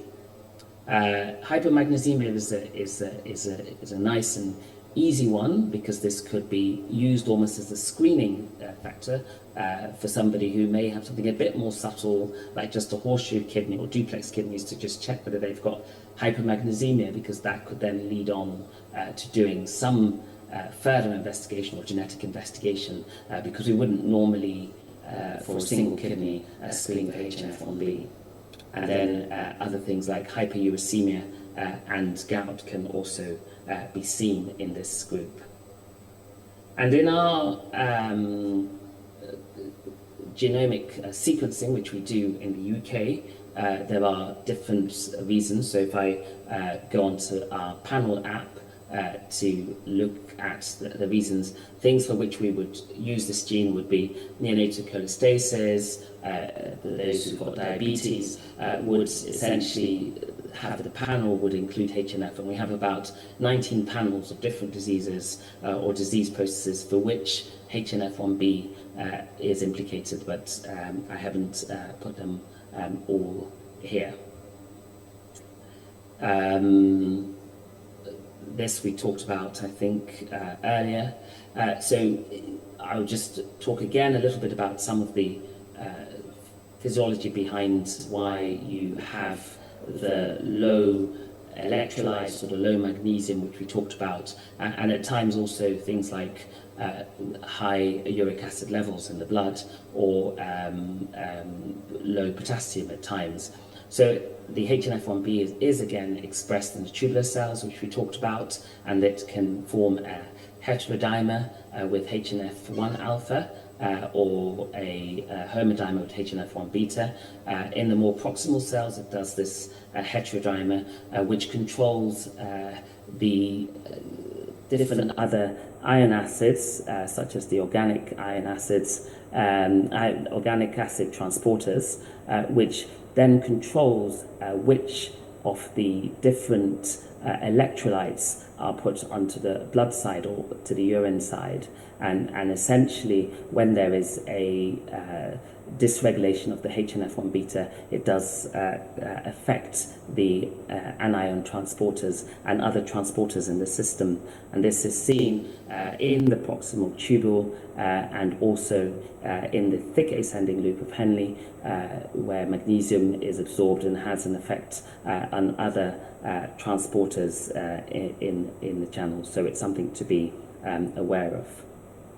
We talked a little bit about the renal manifestations and the various aspects, like the cystic, dysplastic kidney disease and the tubular and cystic kidney disease, but there are certainly, these are things which are definitely worth monitoring.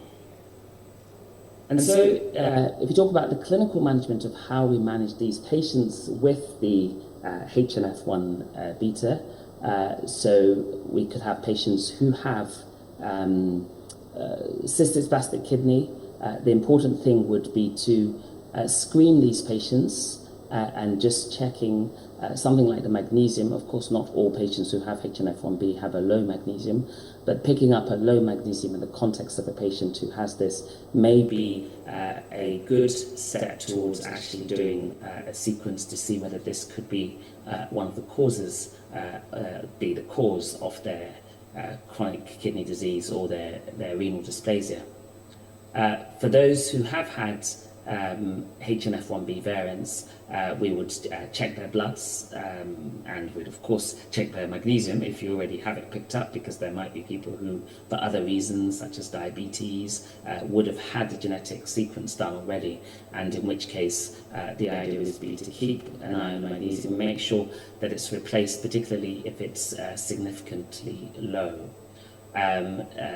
Because the glucose can develop either before or after, that is something which we would screen for, and I do have a number of children who we look after who might be aged 1 or 2 who do ask, who the parents ask, when are they going to develop diabetes, if and when, and it becomes a sort of source of concern for the families. Genetic counselling is useful because they would want to know about their own families and the risk of having others, although we did say that for the greater cases, most of these are de novo mutations, but the families would also want to know, particularly in the girls where there may also be reproductive issues which come into place. Also, from a management point of view, we obviously would continue to keep an eye on the CKD and keep surveillance on it, and would manage the CKD in the usual ways which we would manage it, by trying to slow down progression with an ACE inhibitor or any of the newer treatments which we are currently looking at. And then there's always going to be the question for those who have a higher uric acid, whether they might benefit from allopurinol, as well as treating anemia or acidosis, but the general CKD management of these patients will still be recommended. So essentially, those will be the things to do to keep a really close eye on these patients and to make sure that they are managed in centres where they have the experience of managing them. We would usually do joint care management with their district general hospital, where they can have their tests done regularly, and we can help to sort of manage them from there. But for those who've obviously got more significant chronic kidney disease, we would then manage them in the centre so that they can be managed more closely in terms of their CKD management. And so, in conclusion, just wanted to say that this is a well-recognised cause of renal dysplasia, and that essentially the CKD and diabetes should be actively looked for due to these extrarenal manifestations, and think of the role of genetic counselling, and we have to follow these patients up, the patients who have been affected, and I would be happy to, if you have any questions or whatever, that can be sent over. I'll be happy to answer those if it's possible, if we could get the technology to work. Thank you. We're thankful to Dr. Modi for his extensive presentation. If there is any question from the chairpersons as well as from the house, that can be addressed by Dr. Rajiv Sinha and Dr. Hugh McCarthy, sir. To ask, I do not know, but I have seen one studies from ICH probably where almost 8% of the patient had a HNF beta 1 gene defective was there. So how do you suspect, when to suspect especially cause of CKD, especially in the pediatric population, as a HNF beta mutation is the cause for CKD? So I think as you will agree that HNF1 beta mutation is another quite a pleiotropic sort of disease. Like you can have a wide spectrum starting right from the antenatal fetal bright echogenic kidney to later on just diabetes with some kidney problems. So you have to have you have to keep your mind open and just suspect it. Often they may not, like your cysts also can be very small, and you may not even, that may not be the primary findings also. But you want to add anything? Yeah, I think it's a great question. It's really so extremely variable. I think nowadays we don't choose the genes that we test for in the way that we choose them one by one. We choose a panel, and HNF1 betas on the CACUT panel, cystic panel, macrocystic panel, and the tubular interstitial panel, and the unknown CKD. So it's embedded on all these different panels, and that reflects the variability of it. So you don't necessarily need to think of it individually, but you're kind of testing for it when you're running one of these panels. So sir, your HNF beta has variable presentation for different members on the same family and have variable penetrance also, right? So a child with HNF1 beta with the SRD, if dad is asymptomatic but the same genetic variant positive, so can we take the dad as donor? Oh, that's a really interesting question. So let me give you an example of our experience of the variability. We had a neonate identified with antenatal bilateral renal dysplasia, which actually got worse and worse, and there was a fetal demise. Mum had hypomagnesemia, and that was her only phenotype. I think it depends on the age of the donor, or the potential donor, and you need to have extensive counselling. I would be a bit nervous, but I think when you've just got hypomagnesemia and you're going to have difficulty getting another donor, there's a conversation to be had there. I think you need to be open to it, but. Okay, thank you. I think the short answer will be no. Short answer will be no, but then as you said that the donor is in the older age, everything is okay, but then also counseled properly, and then only. But the short answer is no.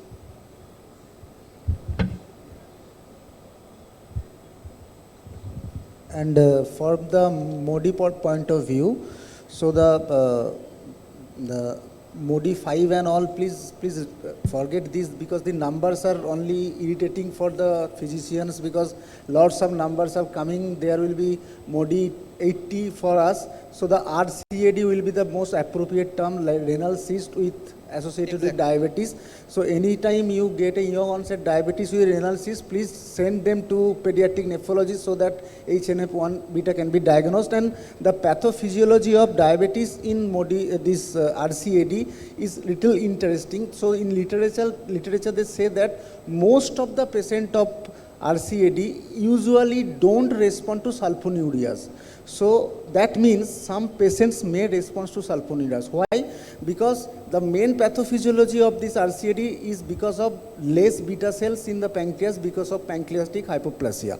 But if there is pancreatic hypoplasia in utero also, so there is in utero decreased secretion of the insulin, which leads to decreased fetal growth. So there will be decreased fetal growth in utero. So please remember thrifty phenotypic. So if there is a decreased in uterine growth, there will be decreased sensitivity to insulin also. So there can be development of insulin resistance as well. So some patients can also respond to sulfonylureas also, which is the main differentiating point from HNF1 alpha against HNF1 beta. So HNF1 alpha always responds to sulfonylureas, but HNF1 beta most likely usually don't respond to sulfonylurea, but sometimes they can. Thank you, chairpersons, for your expert comment. Moving on to our next session, from podocytes to pathology, WT1 genetic gossip. I would like to call up on stage Dr. Anil Vasudevan. This session will be chaired by Dr. Upal Sengupta, who is a senior consultant nephrologist and director of Department of Nephrology at Manipal Hospital, Mukundapur. Also, I would like to call up on stage to chair the session Dr. Aniruddha Dotto, who is a junior consultant nephrologist from Kolkata Kidney Institute, and Dr. Jayanto Dotto. Sir is chief nephrologist at ESI Hospital Maniktala and consultant nephrologist and transplant physician from Manipal Hospital, Salt Lake and Charnak Hospital.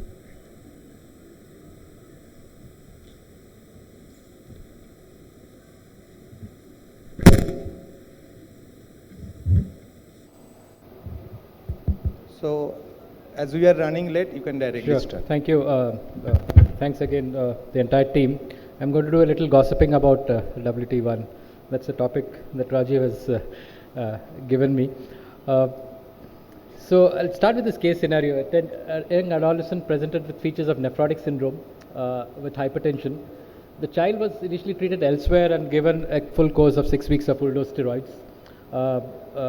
The creatinine was high at that point of time, but when it came to us, remained high. So we did and there was no obvious extrarenal manifestations. We went and did a kidney biopsy, which showed a pretty severe form of a glomerular disease with some features of acute tubular injury, probably related to the excessive diuretic use. EM could not be performed because they were not affording. So here, what would be the cause of the underlying steroid-resistant nephrotic syndrome? So we all know it's a podocytopathy, and probably roughly a quarter to one-third of those with the primary SRNS can have a genetic cause, which is a part of the pathophysiology of nephrotic syndrome.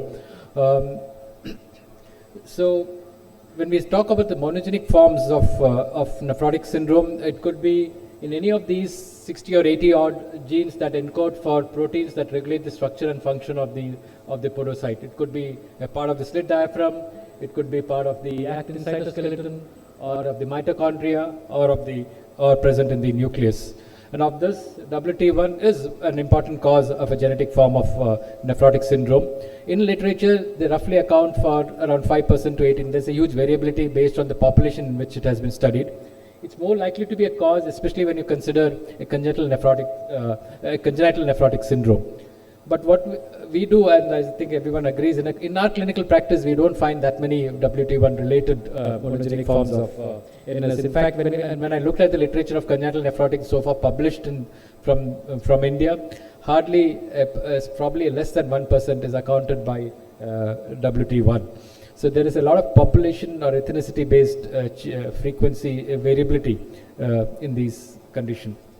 So coming to WT1, it's a very interesting gene because it encodes, unlike in slit diaphragm protein, this encodes a transcription factor belonging to the zinc finger family and plays a very important role in the development of the kidney, urinary tract and gonads, and not only in the development but also later on in the proper functioning of many tissues, for example the glomerular basement membrane. It has 10 exons and it codes and the structure of that WT1 protein consists of the exon 1 to 6 codes for a proline glycine rich amino-terminus domain, and then the exon 7 to 10 codes for these 2-cysteine to histidine protein complex, the zinc finger domain. The biological activity is conferred by this zinc finger domain, and this protein can exist in more than 30 isoforms. One of the key one is called the KTS motif. That is an alternate splicing introduces 3 amino acids between the 3rd and the 4th zinc fingers, and that is called KTS plus, and when it is not there, it is called a KTS minus.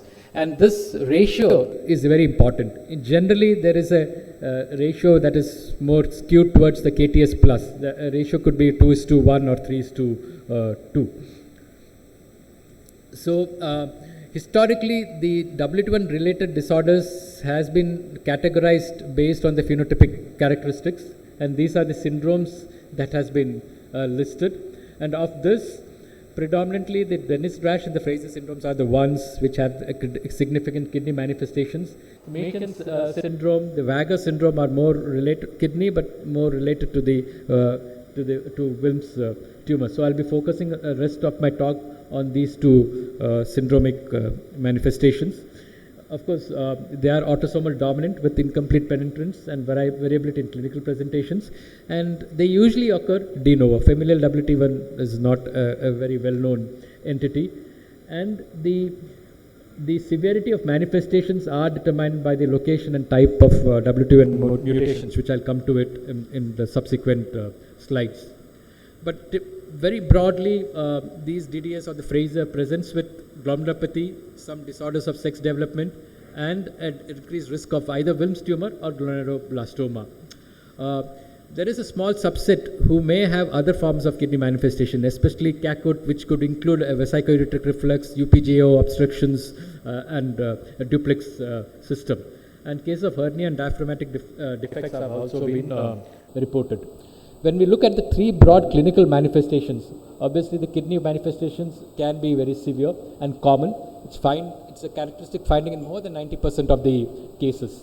And two-thirds of them meet the criteria for a steroid-resistant nephrotic syndrome, and one-third of them can manifest very early within the 3 months of age. The non-nephrotic presentation, that is isolated proteinuria without other clinical manifestation, is much more common in the 46X karyotype. And of the histological, appearances, morphological pattern, FSGS is the most common. You do get a DMS in particular variants, and also if they are less than 2 years old. Coming to the disorders of sexual development, you could see a complete gonadal dysgenesis. That is, they are 46XY, but they have a complete female genitalia, and also with Mullerian structures of uterus and ovary, with a very streak or a dysgenetic gonad. If you have a male phenotype, it's in any infant with a nephrotic syndrome, very important to examine the genitals, because these clues, such as hypospadiasis, cryptorchidism, or microphallus, are clues. In females, the genitals are usually normal, but an ultrasound can pick up a bicornate uterus. And that's why probably there is a delay in the diagnosis, especially if they are a female phenotype. The risk of malignancy is mainly two types: the gonadoblastoma, which can happen in any dysgenetic gonads, more so if they have a complete gonadal dysgenesis. There is also an increased risk of Wilms tumor, which could vary between 24 to 40%. And usually, and it can come, especially in the truncating variant. The Wilms tumor can be the first manifestation before the onset of nephrotic syndrome, and they carry a worse kidney prognosis, and they may be bilateral. So these are the three broad clinical phenotypic manifestations. Now, there is fair amount of information when we collate the entire 300 or 400 odd cases of these WF10 related disorders, the genotype-phenotype correlations. So as you can see, there is a mutation hotspots. Most of the mutations are identified in exon 8 or 9, the exonic, and you have the intronic splice site variant that leads to alteration in the KTS ratio. And as you can see here, if you have a missense, unlike, generally we say that the truncating variants have the most senior phenotype, like in any autosomal dominant, be it an Alport or an ADPKD. Here it's the reverse. The missense have a very early onset of steroid-resistant nephrotic syndrome, where if you have a truncating one, you have a later onset. And those with a KTS, that is called the Frazier syndrome, have an intermediate onset.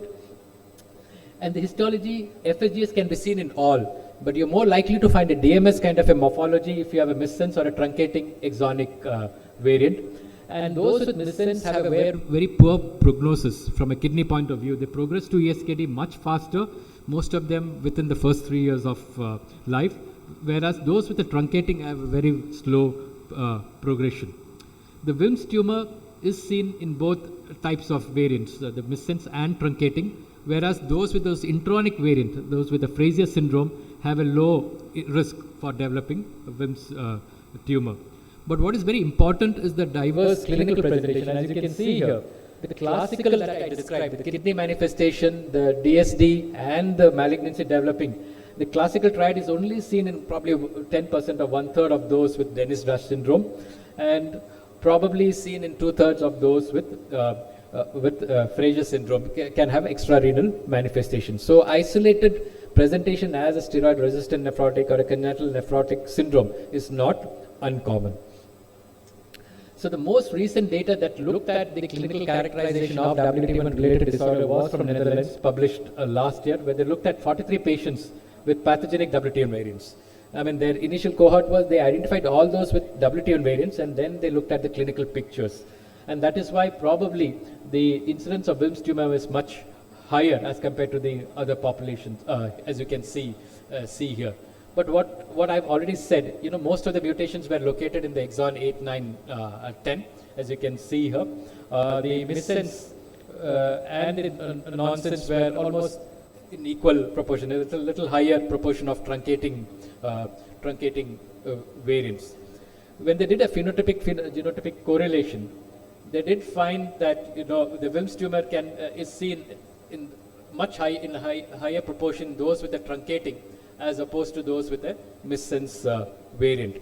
And also from a kidney outcome point of view, those with a missense, as you can see here, most of them ended up with ESKD within the first decade, whereas those with the truncating had onset of kidney disease into young adulthood also. They had 3 or 4 patients who developed ESKD by 20 or 30 years of age. So as you can see here, fairly you can do a good genotype-phenotype correlation based on whether the variant is exonic or intronic, and also based on the type of variant, whether it's a missense or a truncating variant. So how do we suspect that whether a child has a WT1 related disorder? So any child who has a proteinuria with or without nephrotic syndrome, varying degree of kidney dysfunction at the time of diagnosis, and has genital malformations, that's one a clue. Also in those who have a delayed, particularly in females who have a delayed puberty and presenting with proteinuria and SRNS, you could think of a WT1 related disorder. Generally we do an ultrasound of kidneys, but when you're suspecting a WT1 disorder, do not forget to do an ultrasound of pelvis, also to do an assessment of the gonads. The genetic testing is of course the confirmatory test, because not only in confirming the diagnosis, it plays an important role in the effective clinical management, which I'll come to in the subsequent child. In addition to that typical testing that we order, that is an exome sequencing, they also need a karyotyping, especially those with an ambiguous genitalia or with a female phenotype, to know whether it's a 46XY or an XX. The role of kidney biopsy is a little controversial. I mean, before we used to do a biopsy, we used to get a DMS, then we think of probably a WT1 related disorder. But now the load is limited, because especially in young infants, we use a genetic first approach in those either congenital nephrotic or in a primary steroid resistant nephrotic syndrome. We many years back developed a very rapid screening test to identify these, because there is a hotspot in exon 8 and 9, to rapidly screen our cohort of steroid resistant nephrotic syndrome to identify variants instead of sending them for a Sanger sequencing, because that used to save us the cost. As you can see here, and this is based on the temperature thermodynamic change that happens when there is an insertion or a deletion of a nucleotide, and that minute change in temperature is what we are trying to leverage upon using what is called a high resolution melting method. When the DNA separates by high temperature, the profile of this melting curve changes based on whether it's a wild type or it has a variant. Now this technique had become redundant with the use of exome sequencing technology. Now what happened to our patient? We did the genetic testing after this biopsy, and it identified a splice site variant in intron 9. OMIME says it's a nephrotic syndrome type 4, but it's a Fraser syndrome which is synonymous to this, and the variant was likely pathogenic. As you can see, it entirely changed our management approach here. The karyotype was XX, so it was a female who had this variant. The ultrasound initially of the pelvis showed normal gonads. But what happened was, because we explained to the pediatric surgeons during the CAPD insertion, they did look at the gonads and they found that it was not actually normal, it was streak ovaries.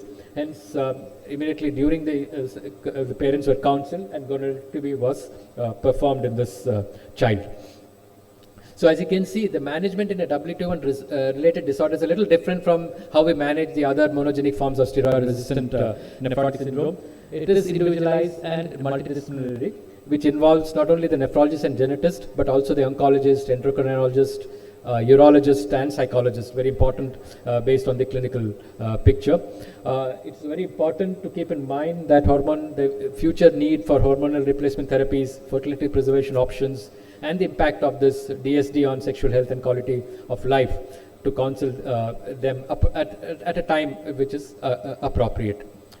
So the treatment is basically, from a kidney point of view, supportive in nature, like just as you manage a steroid-resistant nephrotic syndrome, which is of genetic etiology. Long before, nephrectomy used to be a norm because of the risk of Wilms tumor, but now a nephron-sparing surgery is preferred because now there are clear genotype-phenotype correlation. but always what is recommended is resection of the residual tissue prior to transplantation because you are immunosuppressing them. Bilateral nephrectomy may be considered in those who are presenting in advanced stage of kidney disease. In kidney transplantation, it's nothing unusual that you do in any forms of steroid-resistant nephrotic syndrome who go into kidney failure. But in the genetic testing, what is suggested is that whenever you're going for a living kidney donation, you have to do a genetic testing in the donor, and you need to exclude them if the variant is identified in the donor, irrespective of symptoms. I do not know the rationale. When I try to look at the evidence, I mean, I'm not able to find out how this recommendation came about. And in those who had Wilms tumor, along with the nephrotic, it's generally advised to wait for at least 1 or 2 years after completing the treatment for the tumor. Gonadectomy is recommended for all XY patients with sex reversal or anyone with some evidence of streak, gonads or a dysgenetic gonads. Then what do we monitor in these patients? Of course, those who have not developed, suppose they have first presented with a Wilms tumor and you identified a mutation in the WT1 gene, they need to undergo this kind of proteinuria screening every 6 months until the age of 10 years and annually after that age of 10 years. An ultrasound of the kidneys is required every 3 months until 7 years of age for Wilms tumor detection. We also do a pelvic ultrasound until a gonadectomy is performed. And of course, hormonal studies are performed when they reach an adolescent or if there is a suspicion of a delayed puberty. So these are the things that we need to do along with the supportive care and other measures that we take. So what happened in our child? So we did a supportive care. We counseled them at the time for the kidney replacement therapy. They initially opted for dialysis. And as I said, during dialysis, the surgeons noticed streak ovaries. So gonadectomy was performed. And then we had to individualize the counseling, saying about the growth and pubertal development and also the need for multidisciplinary management. So the child, after 2 or 3 years of being on the dialysis, underwent a life-related kidney transplant. Mother was the donor. At that time, we didn't actually test the mother for the variant. The child also, when they reached the adolescent, this is 1 year post-transplant, underwent under the guidance of the endocrinologist or hormonal therapy. Now what we realized is that as the years progress post-transplant, you can see they become almost normal with this hormonal therapy. Then the parent starts asking questions about the future. Can they get married, pregnancy, and so on, and then we have to revisit the whole thing.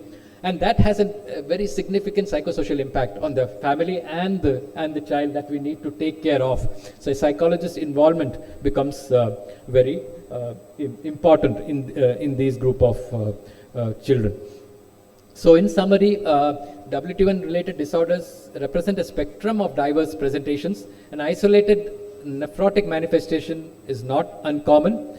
We need to suspect a WT1 related disorder in those presenting with persistent proteinuria with or without nephrotic syndrome accompanied by genital malformations. Genotype-phenotype correlation has been observed in these conditions, and which is based on the location and the type of WT1 mutations, and this is very important to know because it has implications for clinical management. And these group of children needs an integrated and a multidisciplinary management, as I've just shown you through this case scenario. Thank you.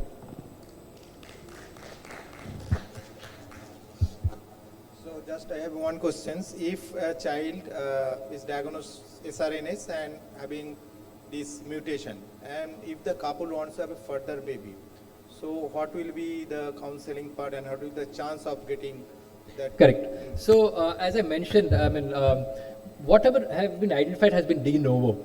So familial onset has been a very small subset, fortunately. But I understand the child, that's a good question. In any autosomal dominant form of inheritance pattern, the expressivity and penetrance can vary. So, and that becomes a challenge. And in WT1, I don't think we have a clear idea of the penetrability of that of this. But fortunately, most of them turn out to be de novo in the literature.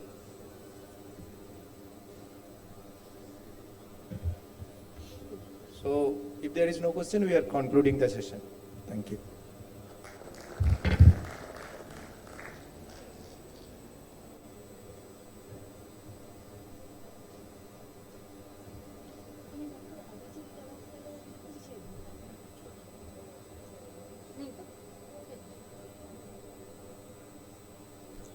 Our next session is genetics of atypical hemolytic uremic syndrome, the good, the bad and the ugly. So the case will be presented by our current fellow, pediatric nephrology from Institute of Child Health, Dr. Rifa Khan. And the session will be guided by Dr. Deepanjana Datta, our senior geneticist. This session will be chaired by Dr. Biplab Ghosh. He is a senior consultant nephrologist and transplant physician from Kolkata, and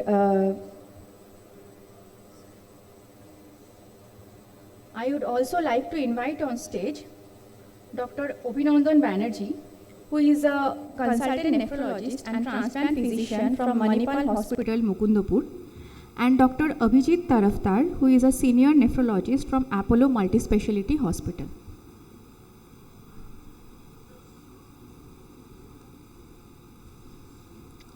Hello everyone, I'll be presenting a few cases of atypical HUS, the good, the bad and the ugly. So here I am presenting 3 cases.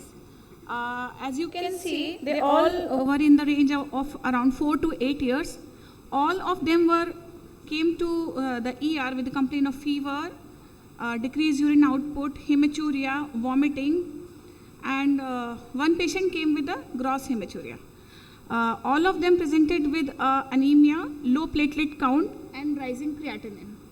In the peripheral smear, there were schistocytes, teardrop cell, LDH was raised and retic count was also raised in all the 3 patients. So the first case, he was an 8-year-old male. After the initial stabilization, all 3 cases required hemodialysis and plasmapheresis. The first 8-year-old male, result of the antibody or CFH came back positive as very high. So he was started on plasmapheresis. He received 6 daily plasmapheresis followed by tapering alternate day plasmapheresis. In view of positive antibodies, steroid was added. Even after that, the antibody titer was still very high. So IVIG and rituximab was given, and ultimately remission was achieved. In the follow-up, cyclophosphamide followed by MMF was given. The patient ultimately sustained hematological remission with full renal recovery. He is currently off all immunosuppressants. The second case, 4-year-old male, received 6 daily plasmapheresis followed by tapering alternate day plasmapheresis. He received remission, but on genetic workup, he came back as CD46 positive, likely pathogenic. At first, he sustained some remission, but later on, he had a few relapses and ultimately landed in the CKD. The third case, she was a 7-year-old female. She came to us with a typical anemia, low platelet count, raised creatinine, schistocyte, teardrop cell, high LDH and retic count of 2.8. After the initiation of HD and plasmapheresis, antibody to CFHs was negative, but on genetics, she came back as CFH. Exon 22 with lyclopathogenic autosomal dominant. Unfortunately, she never recovered, later on became hemodialysis dependent. She further had 2 hematological relapses and again opted against the regular plasmapheresis and tried for the plasma infusion, but unfortunately she didn't sustain and died at home.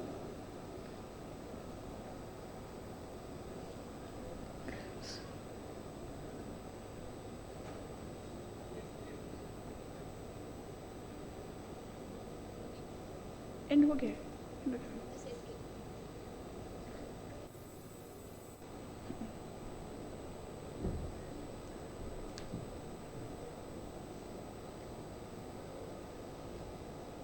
Thank you, Rifa, for the case presentation.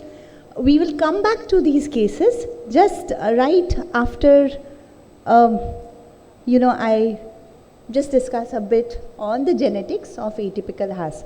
Our goal would be to understand why 3 different outcomes happened. So, what I will first give a very small introduction. Of course, we have our immune system, and of course, the immune system is supposed to actually have, it's because to develop defense against the viruses, bacteria, or the infectious diseases. And there are two components. One would be the innate immunity component, which is basically something that we are born with, and we have the adaptive one, which actually develops across time when we are exposed to certain infectious materials.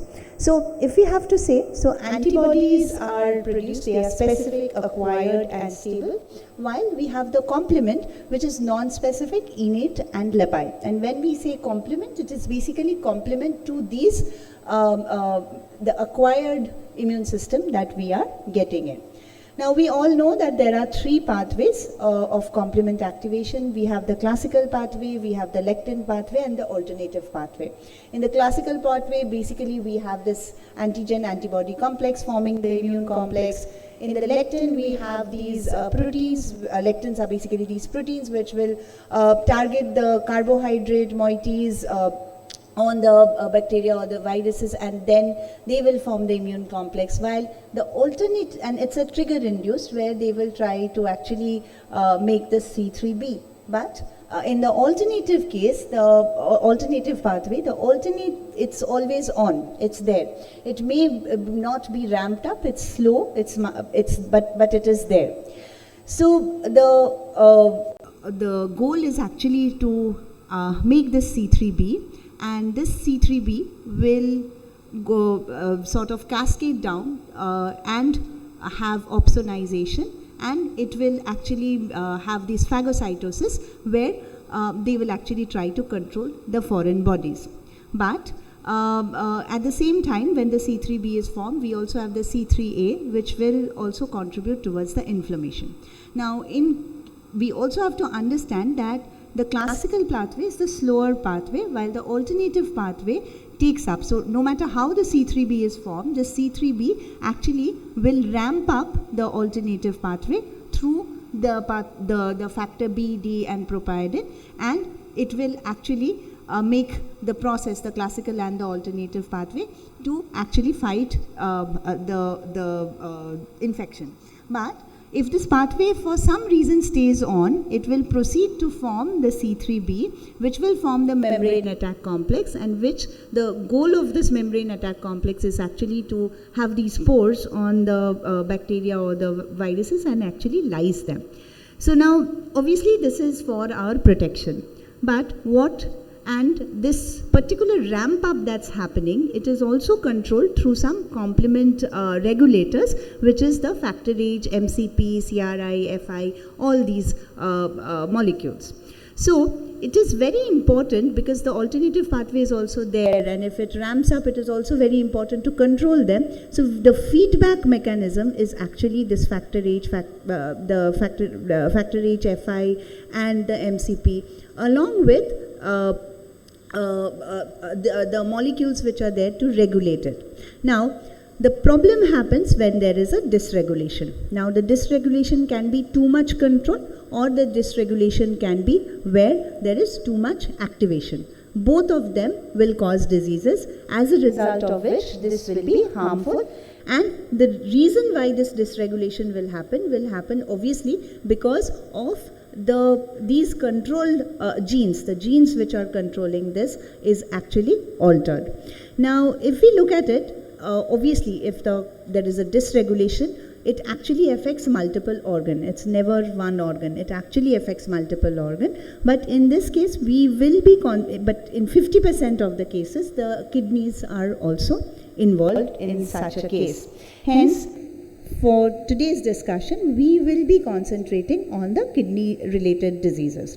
Now, in this, so atypical Huss, as we call it, it will be actually a form of TMA, where what is happening is that there are endothelial cells, like the injury to the endothelial cells, which is actually bringing in the complement system. Now, if we are looking at a TMA, obviously there will be the basic workup of hemoglobin, the platelet, the LDH, the haptoglobin, and we have to rule out TTP by measuring the ADAM S13 activity, and then we have to rule out the other causes of HUS, which can be either malignancy, can be autoimmune, can be pneumococcal, can be infectious, so all, and also the STEC-HUS. But what we are interested today in speaking is dysregulation of the complement system, which you can see in the last 3 cases where these genes are involved. Now, if we are looking at genetics, so obviously when we are saying of dysregulation, there is dysregulation of either the C3 being converted to C3b or dysregulation in the ones which are controlling this this mechanism to regulate the pathway. So either there can be loss of function mutation or there can be gain of function mutation. So normally when there is all loss of function mutation, why these mutations are important is also to understand the prognostic value. So when we are looking for prognosis and we have a factor H or factor I or C3 or factor B mutations, what C3 mutations, what happens is that there is a high chance of relapse after kidney transplant. But if we are looking at factors like MCP, normally there would be a lesser chance of recurrence after kidney transplant, majorly because you are changing the kidney, and this MCP is basically something which is related to the membrane. Hence, the chance that something happens or the rejection happens lowers.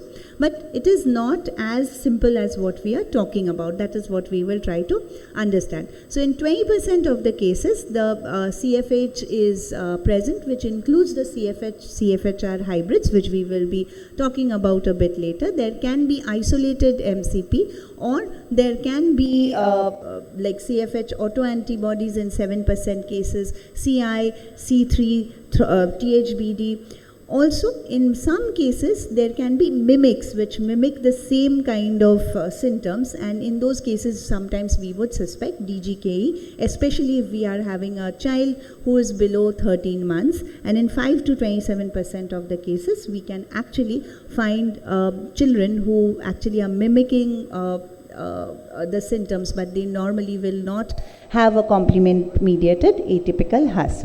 Now, if we look at inheritance mode, the inheritance can be autosomal dominant, and the penetrance, when we talk about penetrance, they might have a gene, but the disease manifestations might be variable. There can be autosomal recessive, which is non-complement gene, which is DGKE, and there can be rarer variants. Also, polygenic forms are also reported with atypical HUS. Now, the complexity is that this is not exactly a Mendelian disorders. Number one, the penetrance of most of these regulators which we were talking about is about 50 to 60%. Plus, in some cases, there may be multiple genes which are involved, and also there are risk haplotypes which are actually common in the normal population, but they, when placed with certain molecules, they can actually cause a disease.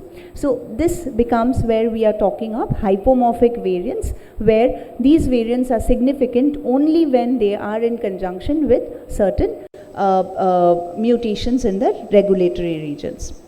Now, as in 20 to 25% of the cases, we will get CFH, and if they are altered, a heterozygous or a biallelic variants which actually cause a dysfunction with altered binding in the glycosamine, the sialic acid, and the C3b. In these cases, if there is a mutation, the recurrence rate is about 30 to 50% with recurrence after renal transplant. But again, this is not as straight as we are talking about. There are also factors that can influence this part, and this is where we will be talking about the CFHR like genes as well. Now this locus, this is on the chromosome 1. What you can see over here is these genes have very high homology. So if I can show you, so this is the CFH gene, and if you look at it, the 20, 21, 22, they are in homology with the CFHR1. Similarly, there are regions of CFHR1 which is in homology, which means there are similar sequences with CFHR2, and so on and so forth. So what happens is that because of these similarities, there is a chance of what we call as a non-allelic homologous recombination, which means that they combine and form newer hybrid transcripts. Now, if they form that, they will obviously influence the outcome of the regulation. So there are certain ones which are common and there are certain ones which are non-common. So if we are looking at, and these are also present in the general population, but in some population as far as India is concerned, that when we are looking at anti-FH antibodies, it is common, which we find in about 50% of the cases. But if we are looking at homozygous deletions, we find it only in about 10% cases. That is what the reported literature is. But there are many cases where we, which is reported worldwide, where we will actually find a CFHR1 deletion, which actually helps in developing these anti-FH antibodies. But there are also cases where the autoantibody is there, but we don't have the CFHR deletions. The point being that there are many such deletions, duplications which are reported because of this homologous recombinations, as a result of which that we get, when we get a report, we get a lot of combinations, and sometimes we don't know what to do with these combinations. Because of this, you can see that deletions are like number of recombinations which are reported in atypical Haas. You can see that the red lines, these are pointing towards deletions, and the green ones are pointing towards duplications. So there can be a number of combinations which will ultimately influence. The mechanism being that normally the CFHR will protect the host cell from complement mediated damage, but the CFHR proteins can compete with the CFH for the binding sites. Now when they are hybrid or they are deleted, the CFH loses the protective domains and CFHR gains the aberrant complement binding domains, which means that there is an XX activation on the endothelium leading to atypical Haas. Now, what are the clinical implications of whatever I said? So, in atypical Haas, there will be more CFH, CFHR1 hybrids or CFHR1 3 deletions. In C3G, we will more often be seeing a CFHR1 to 4 or CFHR5 variations. Now, there are a number of structural variations, and where they are and with whom they are coexisting will actually also sometimes sort of delineate prognosis, but not exactly the diagnosis. Why we are saying this? Like the autoantibody pathway, the deletion of CFHR and CFHR1 genes skews the tolerance, and it is strongly associated with anti-CFH antibodies, which is a direct sort of Haas phenotype. Now we were talking of certain risk haplotypes as well. Now these haplotypes also will actually affect the FH levels, and they are sometimes present in 30% atypical Haas compared to the normal population.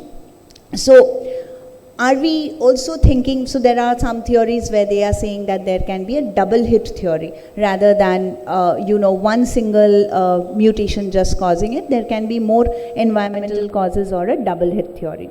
The other thing which is also right now very popular is saying that though there are deletions and duplications which we are not being able to pick up. And we are not able to pick up because of our limitations in how we are picking them. Like MLPA or sequencing or CMA might not be able to cover those regions well, and hence something called a long range PCR or a long read sequencing might be able to pick these regions up. So probably this 50 to 60, about 40% to 50% of what we don't know in atypical Haas, which seems like it's modifying the phenotype, might be because we are missing variants. So just to summarize what I am saying, so abnormal regulation of the alternate pathway of complement system in 40 to 60% of the cases, they will carry a genetic variant, but a genetic variant might lead to difference in manifestations because of penetrance. They might also be digenic mutations where we can see more than 2 genes being involved. Rarer variants might also be there with functional consequences we cannot say. Computational predictions are sometimes used, and also these might guide the risk of recurrence after transplant. So diagnostic, what we have, obviously we first, because these are single genes, the first line would be exome sequencing, but because there is deletions, duplications, MLPA, CMR also there, long range sequencing or long range PCR is also coming up as how we can actually diagnose them. So as I mentioned, our initial would be these particular genes that we are looking at, but as we know in all genetic reports, we will have, reported ones which are pathogenic, likely pathogenic. We will also have variant of uncertain significances and benign. Problem is, in this case, because of the hybrid ones, we get a lot of VOUSs and we wouldn't know what to do. But we follow what is known. So we will look at the variant type, we will look at exactly what kind of hybrid it is, and then we will look at whether it's reported in literature, what is the population frequency if it is available, what is the segregation, and are there any members where it is co-segregating with the disease, and hence go forward in saying that whether this might be significant. We will also use other diagnostic methods to understand, like biochemical methods or measuring the levels of the complement proteins or the antibodies, to actually understand whether these VOUSs are significant or not. Unfortunately, in India, we don't have a cDNA method or any method to actually understand, to design, or functional studies are rarer unless you are attached to an institute, but that is also what is done in the outside world. So who should we test? So if there are more than one family members who are diagnosed with atypical Huss, if there is a relapse of Huss, or if there are no known environmental triggers, and we can still see it. So genetic testing is not for actually diagnosis, but it aids in diagnosis and informs the disease etiology, but it is more for the prognostication. Prognostication for relapse, prognostication for recurrence in post-transplant, and also for therapeutic management. So let us come back to the 3 cases. If you remember the cases which Dr. Rifa presented, the cases had almost similar kind of features, but in the first case, anti-FH antibody was positive, CFHR was also positive, and this case would have a good outcome, because even though there is that deletion in CFHR mutations, there are certain drugs like eculizumab which can actually prevent the complement mediated injury, and hence we have to monitor for relapse, and if there is an early diagnosis, there is an early recovery, which we actually saw in case 1. Case 2, of course, is good because we know it is anti-FH antibody negative, CD46 mutation positive, which is basically MCP positive, and we said here transplants works best. In case 3, again, we have a poor outcome. Why? Because we know that those regulators are mutated, and if they are mutated, there is dysregulation, and no matter how we try, there will be a rejection. So there's a very nice paper which is there, which you can read, which actually talks about them. So what we do genetics for is therapeutic management. If they are in these non-complement mediated genes, we would, we can start, we can think what to do with the eculizumab in most of the cases, whether it will work or not. If we are looking at the other features where in these cases, where in CFH, CFI, C3 mediated atypical Huss, here eculizumab is useful. It will reduce rates of recurrence in high-risk population. And there is also an Indian publication where you can see from Dr. Bagga's lab, where they actually have published the paper But even when we are using eculizumab, we also have to understand that there is a C5 polymorphism which predicts eculizumab non-response, and those kind of studies are also important if we are looking at the drug which is supposed to be useful. So in summary, genetics can influence decision on eculizumab. It can help us to understand if there is a mimic of atypical Haas and also predict prognosis. So thank you. If there are questions, we can take that.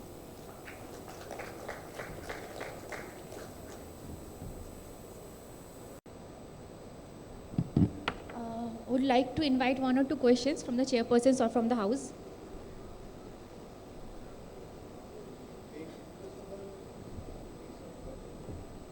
Can we have the sound on the mic?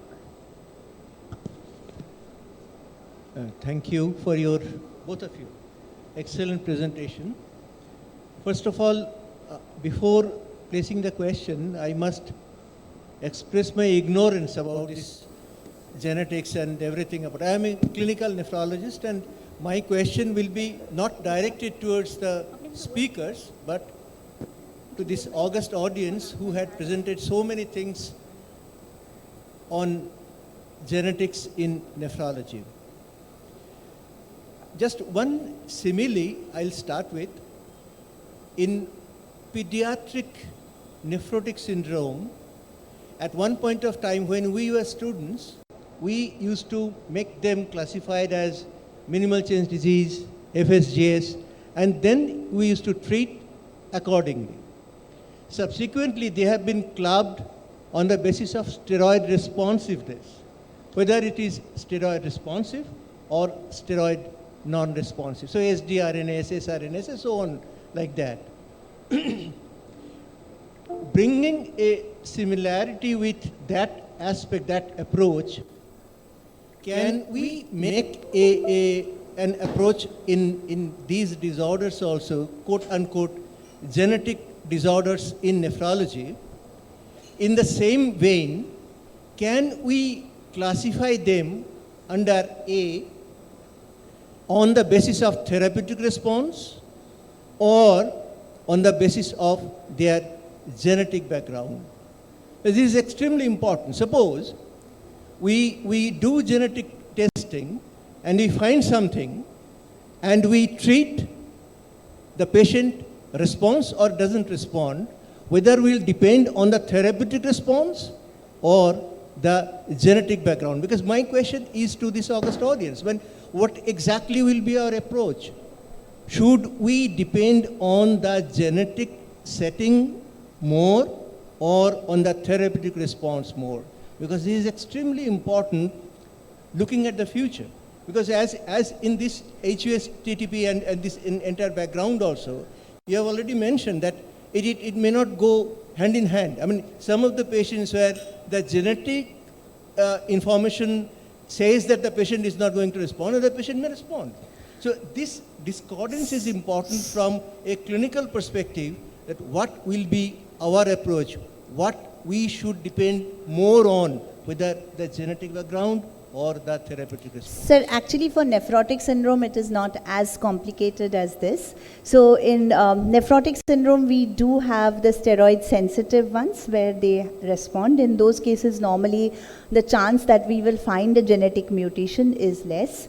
Some are absolutely resistant, and in those cases the chance that we will find a genetic change is very high. We also understand the type of genetic changes we will understand. That we understand. My question is very straightforward. Suppose a patient of HUS TTP has come to you and you have done the genetic testing, and genetic testing says that this patient is not going to respond to therapy. Will you withhold therapy? My question is very simple. Because are you in a position to withhold therapy? Will you or will you not? That is my question.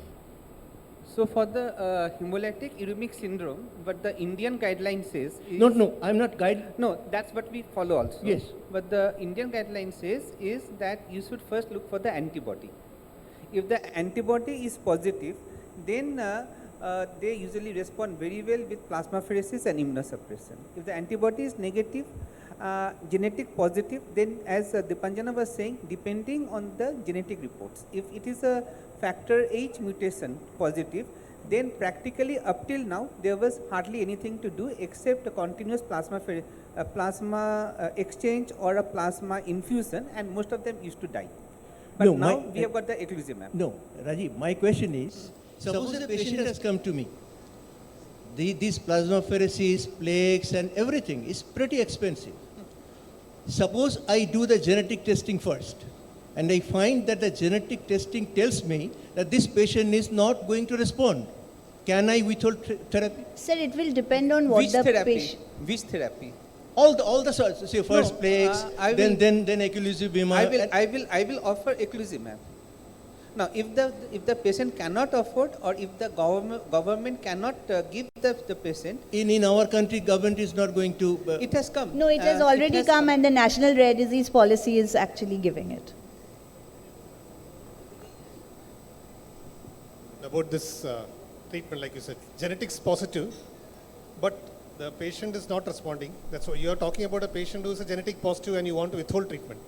The point is that many patients, what happens is that when their kidney is completely damaged, they are on dialysis, they subsequently become inactive. The disease becomes inactive because disease is mainly acting on the kidney, and the subsequent anemia, everything is controlled. It may take time, but it may take intensive plasmapheresis, intensive care admissions, it may require ventilatory support for pulmonary edema, all those things. But this can happen. So we cannot just give up on treatment. Even in those cases who cannot afford eculizumab or who cannot get eculizumab from the government, eculizumab is the only treatment which works in these patients. But we can try that. Kill off the kidney, the patient may survive. In some cases, not all cases, many of them may die like this. But that is one thing which we can look out for. So at this point of time, I will not say nothing.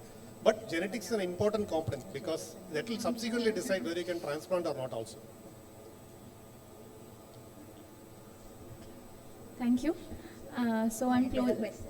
Just one question from ma'am. Sure, sure. Basically, we have seen that most of the genes, they are autosomal dominant. Yes. Most of the genes for the The HOS. complement pathway genes. But why they need a second trigger to get manifested? Most of them. No, so it will depend. Those dysregulatory genes like the CFH and all, they don't need a second hit. It's about the. Even in case of the secondary TMAs, Yes. we see they have a genetic background to that. They might. So it will depend on what genetic mutation, like in what genes they are. All right. So it's not that every time we need the second hit theory is also a theory right now. It's not really like thought about right now. But because right now we are actually sequencing a lot, like these wrong range PCR. So it's, and in 50% cases we are not even getting a genetic diagnosis. So the thought is that probably we are missing some kind of a mechanism which is still there, which the environment might trigger, especially in cases of the secondary ones. So the thought, there's a lot of research which is going on there, which is saying that is there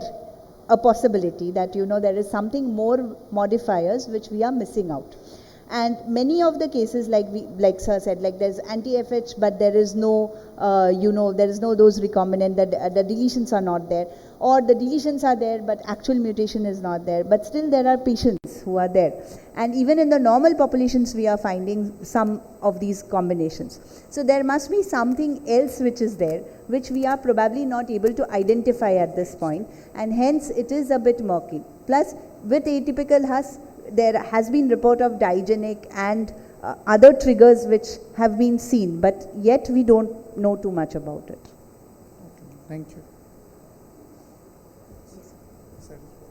So for these two diseases, this atypical HUS and this C3 glomerulopathy. So regarding two diseases acting on the same abnormality in the complement pathways at the same place, overreactive loop. One is C3 glomerulopathy and DDD group, Yes. another is the atypical HUS group. But one is behaving in one way is a more of a glomerular deposits and more of a nephrotic syndrome, renal failure. Another is absolutely no deposits are there, no immune Correct. deposits, is ischemic changes. Why these differences are there? Sir, mostly Dipanjan, can you please repeat the question that he has, because Sir couldn't hear. So what Sir is asking is that because it's the same complement pathway, so it's C3G which presents in in another way, while if I'm looking at the CFH like atypical Haas, it's presenting in another way, but it is basically part of the same pathway. So why is there two different kinds of disease? So my answer would be probably the way it is affecting the C3 is different, and what we have seen is the, did I understand your question right? Did I understand the question right? Yeah, basically what I understand is that the question is, and this is a question which is very well common, is that why factor H deficiency? No, C3 glomerulopathy কেন হচ্ছে, TMA কেন হচ্ছে? Because of the same mechanism. This is basically C3 an glomerulopathy overreactive কেন loop. হয়? TMA. There is a feedback loop that becomes overreactive. Either you have overreactive loop or inactivity of the regulators. That is the difference. Dr. Pratik, you want to see why the same variant can cause either C3G or exactly. HS, no? That's the thing. So the reason is mostly in the factor H. Because the factor H actually, it binds to the complement, C3 complement, and it can act in two ways, N-terminal and C-terminal regions. So the N-terminal region when it binds, it actually prevents the too much formation of complement. If that is abnormal, then a lot of complement is formed. But because the other component, C-terminal, which attaches to the surface, is not involved, it will mostly cause a proliferative glomerulonephritis type of thing. Whereas the other end of the factor H is involved, it will probably act upon the surface, so the endothelium gets destroyed. And then you have endothelial injury and AHUS. So that's what happens. Now that's a very nice explanation, but there is a problem. Because some patients with C3G can develop HUS after transplant. I don't know why that happens. No, that you'll have to start explaining all over again. Close the session. Okay. So you want to have any question? Okay. Thank you, sir. Thank you. So would like the chairpersons to proceed to the memento corner, and would like to request Dr. Abhijit Tarafdar sir to stay back. We take up this occasion to felicitate you.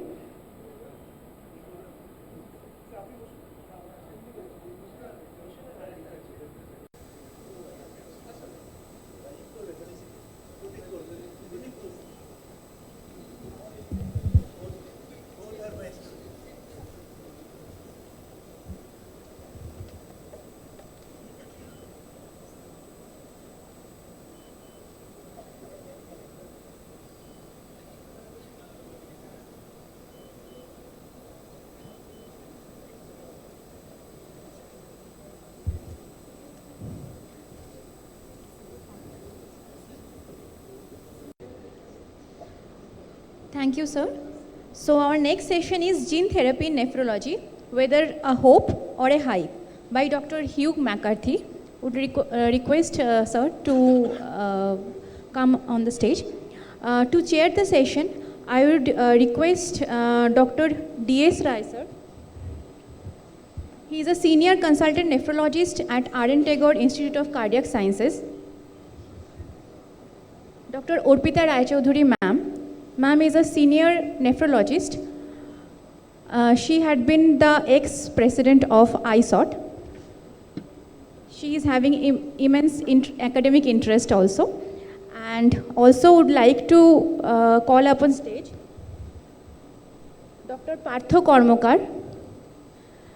Sir is senior consultant nephrologist and transplant physician from R.N. Tagore, Kolkata.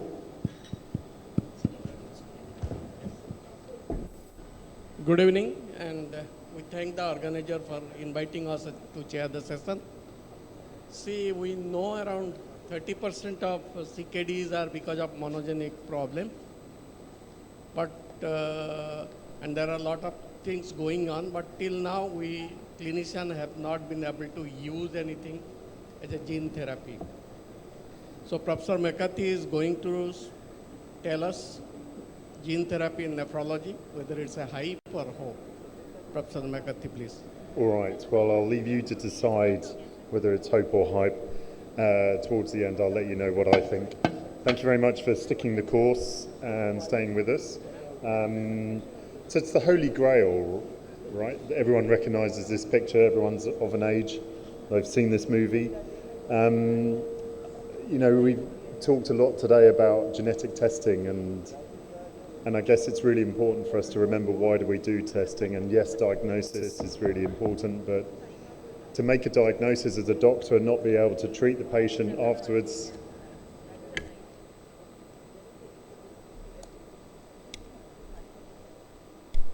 Thank you. To not be able to treat your patient after you've made a diagnosis is incredibly frustrating. So now that we're seeing this revolution of genomics into our clinical practice, what are we going to do about it? And we know that there's a lot of developments going on because we can see it in other specialities. So how come not in kidneys? And I want to have a little think about two different types of therapy for genetic kidney disease, that modifies the disease and that which actually is a real gene therapy. So do we need gene therapies for every genetic kidney disease? Well, I don't think we do. And there are about 150 different genetic kidney diseases. There's about 350 different genes. And some of them are not as severe as others. Think about distal RTA. Once you've made a diagnosis, which is the most important bit, and you start a child on supplementation with potassium and bicarbonate, outcomes are really very good. And the idea of trying to develop a gene therapy and explain pros and cons, risks to a family who are doing well on simple supplementation seems a bit overkill to me. And I think that's replicated in a couple of other conditions. Even Gordon syndrome, once you made the diagnosis, hydrochlorothiazide can be very effective. What about atypical HRS? We've been talking a lot about that. And even now, primary hyperoxaluria, we've got a therapy or therapies more readily available. So should or would you take the plunge and undergo gene therapy?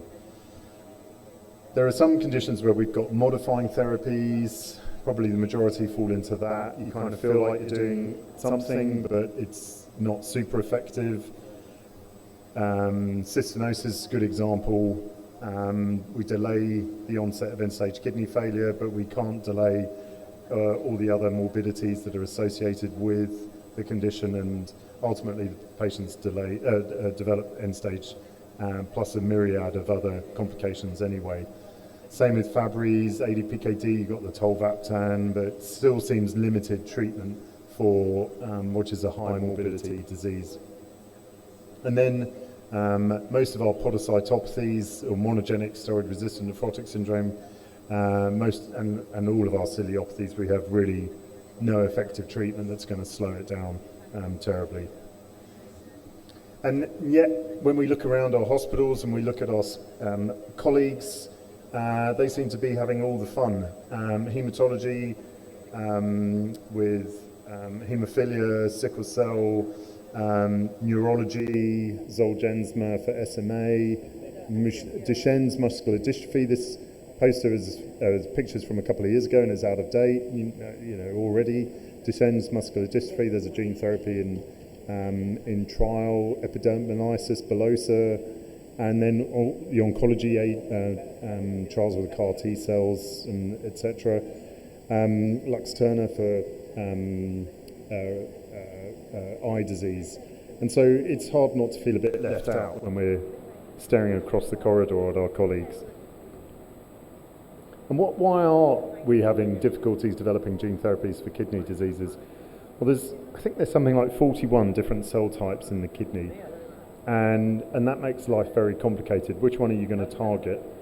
And of those 41 cell types, it creates this, as I said, about 150 different genetic kidney diseases that you've got to try and target. Unlike cardiac, liver, much more complicated. And there are a huge number of variants within genes. So do you target the gene or do you target the individual variants? This is nephrin. You can see, this is a picture from Nomad, and you can see that the pathogenic variants are spread throughout the whole gene. So you can't target one hotspot or one particular gene. The variants, pathogenic variants, are spread throughout. And some of our genes are massive. In fact, all the common ones, unfortunately, are very large. So PKD1 and 2, the collagen genes are all very big, and so that makes gene therapy, like replacing the gene, very, very difficult. But there is a lot of work going on and a lot of emerging delivery systems, and some of these you'll recognise the names of, and others are pretty new. This does not stand for electric vehicles, it turns out. Cellular vesicles, lipid nanoparticles we'll talk about electroporation, and then the more conventional viral delivery systems. But in truth, for work going on in the renal space, most of it is old school. So adenovirus was the original viral delivery system, and then AAV, adenovirus-associated virus, and then the lentivirus more recently. But there's a lot of interest around nanoparticles now. And I think a lot of this work, if I'm correct, stemmed from the work on the mRNA vaccines, and has yielded quite a lot of knowledge around lipid nanoparticle delivery systems. And they have different properties to the adenovirus, and in particular, one of the issues that you may have heard of with the adenovirus-associated viral vector systems is that it can trigger this big immune response. We've certainly seen children developing HUS after receiving Zolgensma for SMA. And so lipid nanoparticles potentially are going to have less immune triggering effect. The problem is that they are very difficult to target into the kidney, and not only that, but into the part of the kidney where you really need them. So maybe you have to bind them to some ligand that's going to take them to where you need them to go. You probably need to think about, well, how do we deliver the gene therapy anyway? You're going to just give it intravenously, because that can be hard to get round to the kidney and through the GFB. So maybe we should be injecting it directly into the renal artery or renal vein or up the ureter, and that actually has been shown to distribute the payload more effectively depending on where you need it to go, or subcapsular is another way. And so there is a little bit of work going on in the renal sphere now, and I think that's pretty encouraging. This is a bit of a snapshot, and it's a schematic that shows the different ways that the gene therapy is being delivered. The majority of this, almost all of this, is within animal models, preclinical models. So Fabry's we know about, and this is a tubular disorder in a mouse model where gene therapy has been shown to be quite effective. Slightly less effective dent disease animal model, ASOs in Alport syndrome, and the microRNAs in ADPKD, which I'll touch on later. Ex vivo work, again, I'll touch on a little bit later with cystinosis and Fabry's disease. There's an ASO for Joubert, although that's only one gene, CEP290. Again, in an animal model, not super effective, but at least it's a start. And a couple of different glomerular gene therapies that have been demonstrated in mouse models. So what do we have in terms of gene-modifying therapies for known genetic disorders, and how effective are they? Well, tolvaptan for ADPKD, you know, it's better than nothing, but only just. Coenzyme Q10 replacement for COC8B nephrotic syndrome seems to be that it can be very effective for some patients. In our experience, it has been effective for a limited time, and then the effect is somewhat worn off. But I think it's really, to be able to treat a monogenic nephrotic syndrome with an over-the-counter supplement is incredibly empowering, I think, for those patients, and probably justifies every genetic test you do for children with suspected steroid-resistant nephrotic syndrome. Two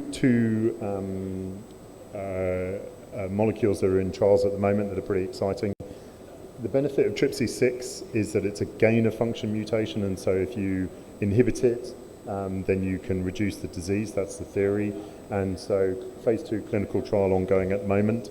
APOL1, I'm going to guess, is not a huge issue in India, but worldwide is well recognized. So APOL1 is a gene that protects, there is a lipoprotein, and through evolution there is a couple of single nucleotide polymorphisms or variants, in fact, which, if you inherited them, two of either of them, that is, two of one or one of one and one of the other, this is called a high-risk APOL1 genotype. It protected you against sleeping sickness, and so it kind of got targeted through evolution, but unfortunately it significantly increases your risk of a variety of different kidney diseases, and this is seen in African populations and in places where there is a high African ancestry, such as North America. And again, it's a kind of gain of function, and so there's an inhibitor against it, which is in phase 2-3 clinical trials. Lumasiran, Nedosiran for primary hyperoxaluria, RNA interference molecules, and migalastat for Fabry disease. And those can be pretty effective. Not a lot of data on the PHO yet, still very early days, but certainly looks pretty effective so far. This is Lumasiran. I don't have a slide for the Nedosiran, but yes, certainly early data looks extremely exciting. I don't know if you guys are going to be able to have access to it. We are just about to get access to Lumasiran, we think, probably along the lines of the access that they've been given in Europe. There seem to be some very nice guidelines the Europeans wrote up about who should get it and how to give it. The only issue with Lumasiran is that it's only for type 1, whereas Nedosiran is being trialled for type 2 and 3, although data is a little bit equivocal so far. So this is the trial for Inaxaplan for APOL1. Huge amount of interest for this in North America, as you might understand. And I guess one of the really interesting ethical questions about APOL1 high-risk genotypes is that it targets a population which is already has worse outcomes just by the nature of its background. And so there was this big question about whether people who carry a high-risk genotype in APOL1 should be allowed to donate a kidney, because the kidneys don't do as well and the donors don't do as well. But if you are able to treat them or prevent that damage, then you increase the chance of equity in terms of access to living-related donor. Okay, so this was a mouse model for a rare congenital nephrotic syndrome, which is also associated with adrenal calcification, and seemed to be quite effective. And then more recently, a very nice mouse model from the Moin Salim in Bristol in the UK, demonstrating both prophylactic treatment. So this is for a mouse model of podocin. If you gave the gene therapy to the mouse before they developed any signs, then it prevented them developing it, but they were also able to treat disease. So they allowed the mice to develop disease, and then they gave them the gene therapy and they improved. Fantastic outcomes. And Moin's written a short little review about the work that the company did in JASN last year, which I would recommend if you've got a spare moment. In terms of Alport syndrome, well, we saw some trials recently. I don't know if any of you were involved with the bardoxolone trial. Wasn't super successful, negative outcomes, and the company seemed to delay the report of the outcomes for quite a while, which is a bit distressing for everyone. The microRNA 21 ASO, that trial was stopped early because it was shown to be ineffective, sadly, and we're still waiting on the data from the trial that we heard about earlier for the exon skipping therapy for COL4A5. It's extremely tight inclusion criteria for that trial, so you had to have a nonsense mutation in a particular region of COLFRE5, which somewhat reduced the number of potential candidates for that trial. ADPKD, lots of interest, lots of gene-modifying therapies, metformin under trial. The venglustat trial was a negative trial, unfortunately. Water trial, another one in Australia, was a negative trial as well, which was an interesting outcome, really. So when you kind of thought, well, tolvaptan basically just makes you pee a lot of water, so you drink a lot of water, but just drinking a lot of water by itself didn't have the same effect. A lot of interest about anti-microRNA 17, which seemed to be a mediator of cyst development, and you kind of knock it out. And so that's in phase 2 trials at the moment, which is pretty cool. And there's another trial, I think, going on to try and deliver a gene therapy that increases the expression of the C-terminal tail of polycystin, which seems weirdly to be quite an effective way of increasing the expression and decreasing cyst genesis just by increasing expression of the last bit of PKD1. This has been really interesting. So anyone who's looked after children with cystinosis might have seen some work that's been done over in California for cystinosis. So this is a really interesting concept. So this is an autologous stem cell transplant. You take the child or the patient's stem cells out, you gene correct them, and you put them back in.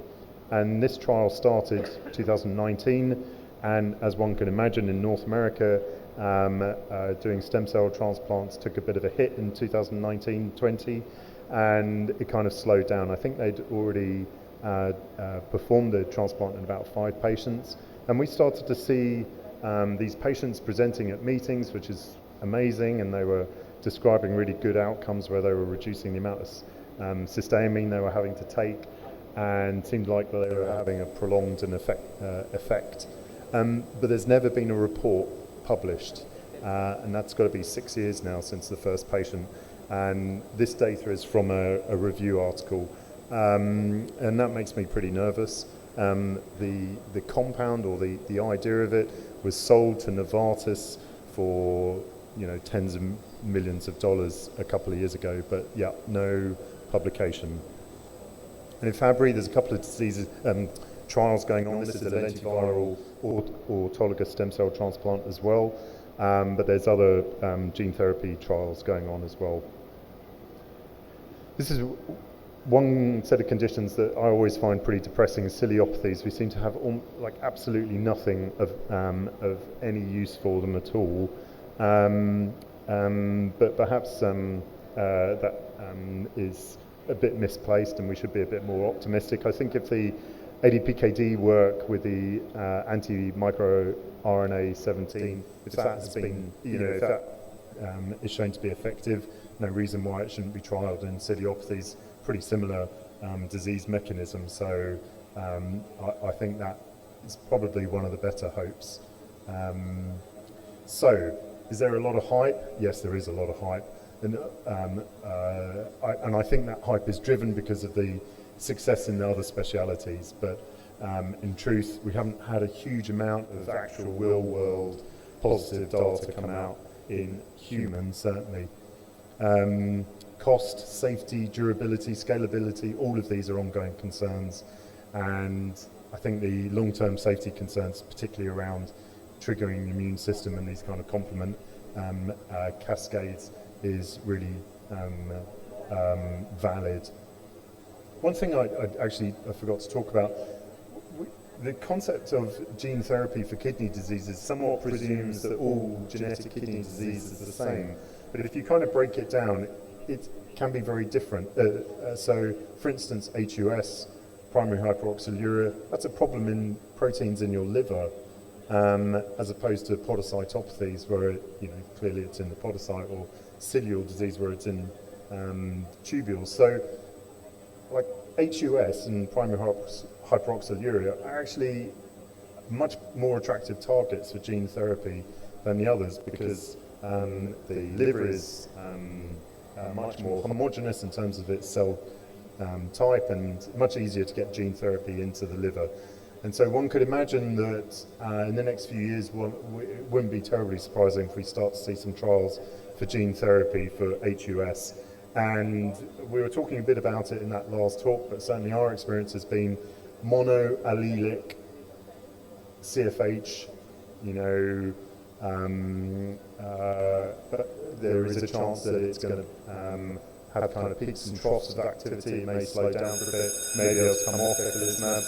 But biallelic we found impossible to come off eculizumab without immediate recurrence. So gene therapy would seem a good idea. And there's already a trial for gene therapy for primary hyperoxaluria type 1 going on in the US, recruiting now, I think. So here's the hope, exponential increase in the science around it, lots of financial, scientific commitment, a little bit of human data that we have seen looks pretty exciting, and I think that it's only going to go forward, and we're going to learn as we go. So we've got to be ready for it, and I guess that involves a couple of things. We need to make sure that genomics is completely integrated into our clinical practice and also our future trial design. We need safety information, we need understanding of the disease history, so registries, longitudinal data collection is really important, and we need to work together as a team. That means with pharma, regulators, patients, scientists, everyone. So a minute over, I feel hopeful, and hopefully everyone else does, even though it's 9 o'clock at night. Thank you very much for listening. Nice job, Dr. McCarthy. So we are standing between hope and hype. We know that the big revolutionizing thing that the xenotransplant happened, the pig had undergone a lot of gene editing or gene addition deletions. So my questions after going through your lecture and whatever homework I have done, why the viral vectors cannot be the good one to deliver the genes, because they can have a lot of cargo capacity, or they can infect multiple type of cells, as the kidney is having multiple type of cells. And why mostly the autosomal recessive disorders are targeted? What problem is with the dominant disorders? You have shown you work with ADPKD, but mostly people are targeting monogenic autosomal recessive disorders. Why this is so? Look, I mean, to be honest, it's not like there's a lot of diseases being targeted at the moment. We're talking about 4 or 5. The ones that make the most sense are where you've got time to make a diagnosis and intervene before they reach sort of critical point or critical mass. So I think ADPKD and Alport syndrome are actually really good targets for gene therapy. I think the viral vectors are good. The problem is they can't take massive payloads, so you can't just stick PKD1 in or COL405 in because they're just too big. So you can't just replace the gene. So you have to think about, well, if we can't replace the gene, is there something we can do that will compensate for that? One of the big problems that they've seen with the AAV, and we've seen it with the Zolgensma and the Duchenne's, and most of the time you can get away with it, but unfortunately not all the time, is that it does trigger these kind of massive immune reactions. So we've seen HUS, and that's been written up. So that is due to the amount of viral, the AAV that you're giving.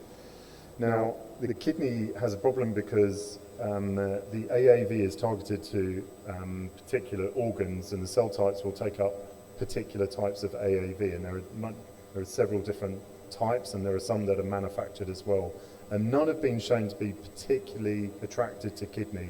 And so then you're having to use an awful big dose, so you risk a bigger response, and also you get a lot of off-target effects, which we don't really know about, because that is going to be taken up by a bunch of different cell types around the body. So that's why I think AAV may not necessarily hold the answer for us. Lipid nanoparticles, electroporation may, or even lentivirus maybe will have a better pleiotropic effect for the kidney. I think delivery is going to be really key. A lot of the trials just injected it intravenously, and now we're starting to understand a little bit of data coming out that if you're a little bit more careful with how you deliver the gene therapy, you're going to have a better take-up, and which means you can use a lower dose, and that's going to be really important. Okay, CKD being a very common disease, and end-stage renal disease has the mortality as bad as the lung cancers or worse than the colorectal cancers. Why it is so? It's normally said that because the funding is less for the CKD or kidney disease investigations or experiments of gene therapy, then the oncology or liver people get the money. And why it is so? Why the kidney people don't get money for the gene experiment? Oh, what a fantastic question.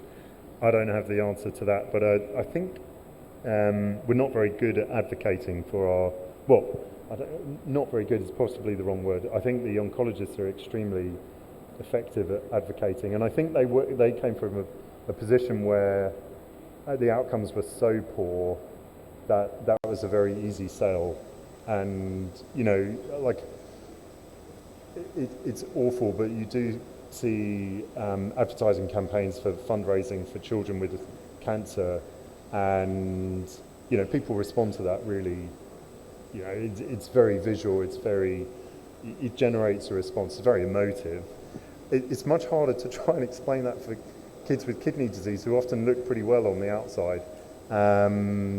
Sorry, we can go on cribbing about this over cocktail dinner and music also.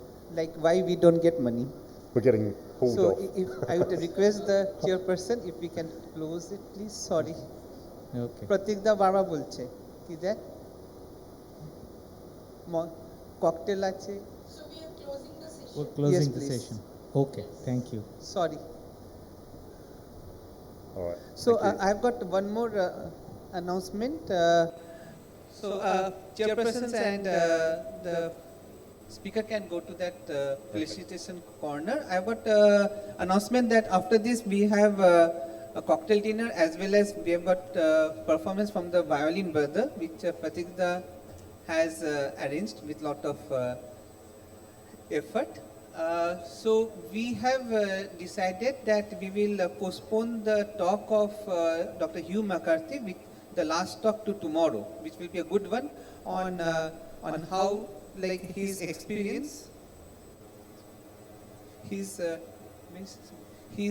experience on the setting up a genetic clinic in Australia. So we go to our next session.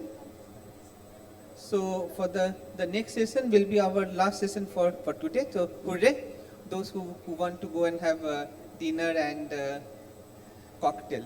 So I would like to invite, so I'll hand over the mic now.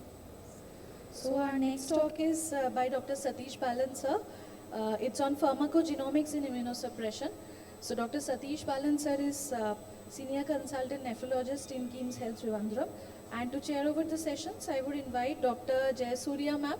She is Senior Consultant Nephrologist in Apollo Hospitals, Kolkata. Dr. Piyali Shorkar ma'am. She is Senior Consultant Nephrologist in Charnock Hospital, Kolkata. Dr. Jayati Sengupta ma'am. She is Pediatric Nephrologist and Pediatrician in Manipal Hospitals, Mukundapur. And Dr. Vivek Goel, he is Consultant Nephrologist and Transplant Physician in Apollo Hospitals, Kolkata.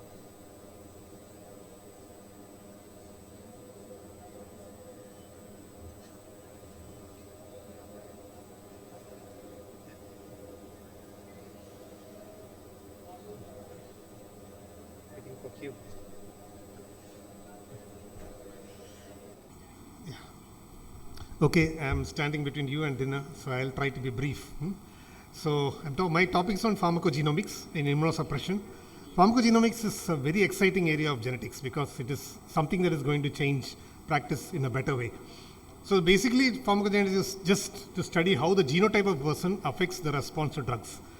but this can involve both pharmacokinetics and pharmacodynamics. So PK/PD. So PK is what the body does to a drug, and dynamics is what the drug does to the body. That's simple fashion. Pharmacokinetics is about the absorption, metabolism, transport, and excretion of the drug. Whereas pharmacodynamics is the action of the drug in the body, side effects, etc.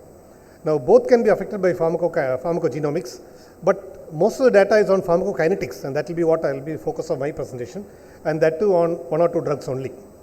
And what is the importance of pharmacogenomics is that it is personalized medicine. It will predict how the person will respond to a drug, who will develop side effects, who will respond poorly, and it can predict dosage requirements also.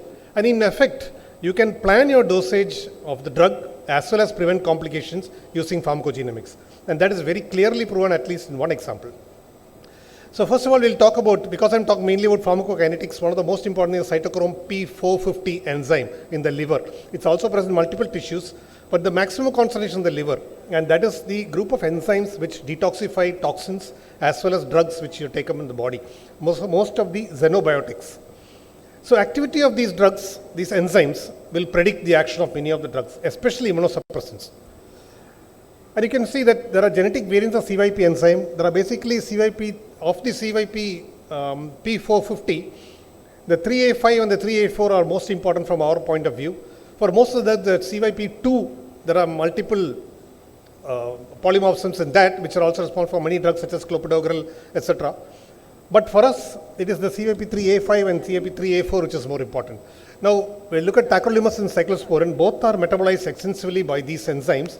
And the liver, the CYP3A5 is more important for tacrolimus, whereas A4 is more important for cyclosporin. But both act on both the drugs actually. And if you look at the CYP3A5 gene, there are the wild type is CYP3A511, that is the maximum gene action. And in the CYP33 is the one with inactive enzyme. And the heterozygotes are also there. So 11 and 13 are expressors, and 33 is a non-expressor, because 33 doesn't express any enzyme. Now, why this happens is there is a variation in an SNP in the intron 3G of the CYP3. You can see the actual variant there, what happens. And this is the CYP3/3, and that causes complete inactivation of the enzyme, so the enzyme is not active at all. Whereas the 11 variant expresses large quantities of enzyme, and therefore it causes a rapid metabolizer. So the 1,3 as well as the 11 both are expressors, and in practice there is not much difference between them as far as enzyme activity is concerned. Whereas 3,3 is completely different, it is a non-expressor, and therefore it becomes a slow metabolizer. So these are the relevant CYP3A5 polymorphisms which are there for the metabolism. And you can see the allele frequency in the population all over the world. You can see that this is one study from Kerala, from my own state, and you can see that almost 70% are CYP3. So this is the CYP3 non-expressor, mostly 3 expression. 1 expression is only in less than, and most of the world that is the rule, except in Africa, where it is much less, the CYP3. But then Africans have another CYP3, 6 and 7, which also inactivate the enzyme. So they also end up with somewhere around 40 to 50% non-expressors, even though it's not. So they have variants which are not present in the rest of the world population. So does genotyping lead to better outcomes? This is the same study which I have quoted, and in that what they find is that you look at the incidence of diabetes, so which is one of the major side effects of tacrolimus, and you can see that in a non-expressor, the incidence is higher than an expressor. So definitely it affects the outcomes if you are a non-expressor. And if you are a rapid metabolizer or a non-expressor, then what happens is that you get much more rejections. So in terms of activity, the expressors do not do that well, whereas in terms of side effects, it's the non-expressors which do better. So definitely there is an outcome if you do a genotyping in what happens to the patient. And this is another study from Chennai. Most of the studies are from the south. And here also you show that this is the mean tacrolimus dose between the groups, and you can see that the dose is much higher in patients with 1,1 or the expressor variant, and much lower in those with 3,3 variant. And the intermediate is almost the same as the 1,1. And the same group also demonstrated the C0/D ratio. That's the tacrolimus trough level versus the dose ratio. Dose is in milligram per kilogram per day. And you can see that it varies from 40 in the 1,1 to almost 180 in the other. So that means they need much lower doses in order to achieve the same TAC levels as the expressors. So the non-expressor gets better that way, a lower dose of tacrolimus. And this is again the same study from Trivandrum, in which they also showed the same effect, the non-expressor versus expressor. You can see that the tacrolimus C0 by D levels were much higher in non-expressors than expressors, saying that they needed much more tacrolimus in order to achieve the same. The non-expressors required much lower dose of tacrolimus than the expressors at 6 days, 6 months, and at 1 year. So the effect remains, that the genotype is effective all the time. And what about this other thing called ABCB1, which actually codes for the P-glycoprotein. P-glycoprotein is an efflux pump, which is present mostly in the intestinal cells, but is also present in the renal tubular cells, and will push out the tacrolimus from the cell into the lumen. Either it can be in the GI lumen or it can be in the urine as far as the kidney is concerned. Now, ABCB1 has 3 different types of expressors, that is, these are the non-expressors which are here, the 1, 2, 3, 6, C to T, and these are the enzymes which actually cause it to become non-effective. And this 3435 was studied in the same Chennai study, and they found there is no difference between expressors and non-expressors as far as tacrolimus levels were concerned. So as far as we are concerned, it doesn't really matter. You need not check for this polymorphism. But there are 2 other studies with this. One is a study from SGPGI, which was published before this. There are 248 patients in that study, and they showed that ABCB1 polymorphism in the 3435C to T actually affects the drug levels.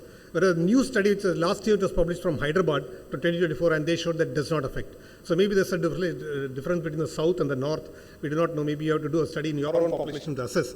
But as far as we are concerned, we are not doing ABCB1 polymorphisms for ourselves.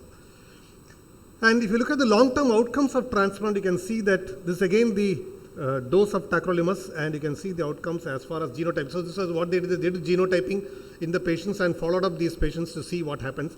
And they found that over time, with genotyping, you could achieve the 3 persons achieved levels much better as far as everything was concerned. When you do a genotyping, compared to those controls who did not do genotyping, they are able to achieve much more stable levels. And the time taken to achieve a therapeutic level was also much faster in those who did the genotyping. But the effect was there only till 30 days. After 30 days, if you are doing a regular tacrolimus level monitoring, then the effect becomes neutered out. So early in the transplant, it predicts. And that's very important, because early in the transplant is the time when you can get maximum rejections.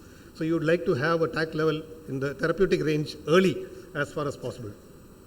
So that way it affects. And our Trivandrum group actually did a calculation. They came out with this formula by a desired level of tacrolimus on day 6 divided by 159 minus 40 into the CYP3A5 genotype. And they gave marks for each of the genotypes. And based on that, you can calculate what tacrolimus dosage you need to start with. And this was validated in one of the trials which they did.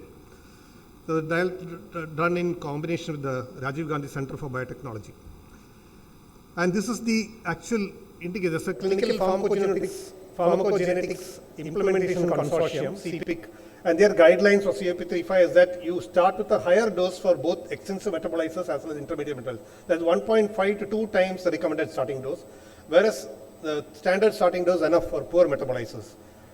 So based on this, what some people have done is, this is there's a group from Nagpur which they have done, and this is the dose they follow, 0.15 to 0.2 milligram for extensive metabolizers and intermediate metabolizers, whereas they use 0.1 milligram per kilogram for standard metabolizers, for non-expressors. So with this, they are able to achieve good trough levels. And based on this, they did a costing analysis, and they found that the cost of performing is about 4,000. It's about 3,000 in some other places. But if you lose 0.1 milligram, it comes to 8,000 rupees per month, but 0.05 milligram per day comes to 4,000 per month. So if you actually do a TAC level, you can save money. So not only is it effective in getting better results, but you can also save money. So it's cost effective too. So that's about tacrolimus. A little bit about azathioprine. Azathioprine is a purine analog, and you have used this as an immunosuppressive in so many situations. So basic, what happens to azathioprine in the body is that azathioprine is converted non-enzymatically to 6-mercaptopurine, mainly occurs in the liver. And this 6-MP has got 3 fates. It may be converted as xanthine oxidase to thiouric acid, which is the reason why if you give a xanthine oxidase inhibitor like febuxostat or allopurinol, you can develop severe myelopathy.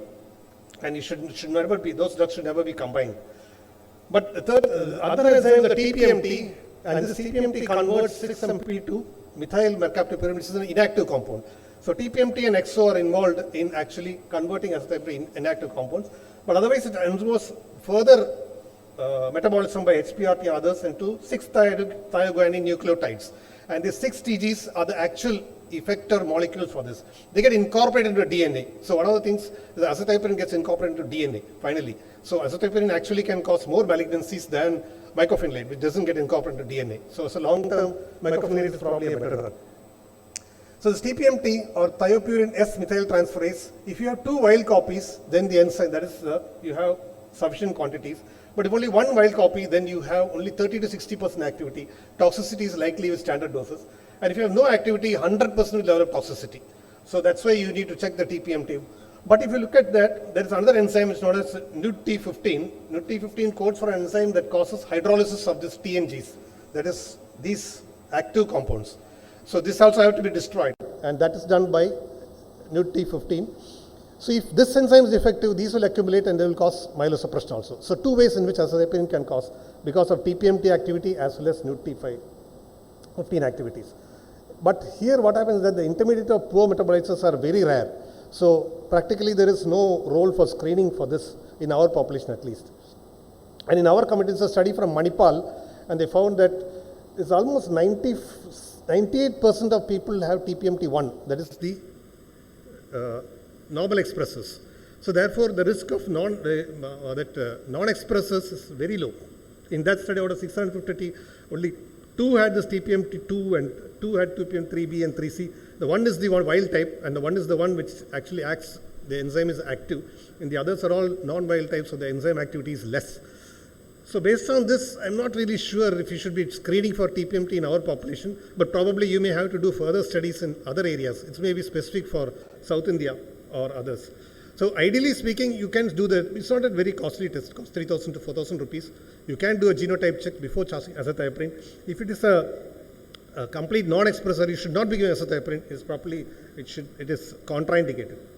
So that is the effect of using these 2 things. Again, for NUT-T15 also, non-expressors will be very dangerous. It is probably contraindicated in that situation also.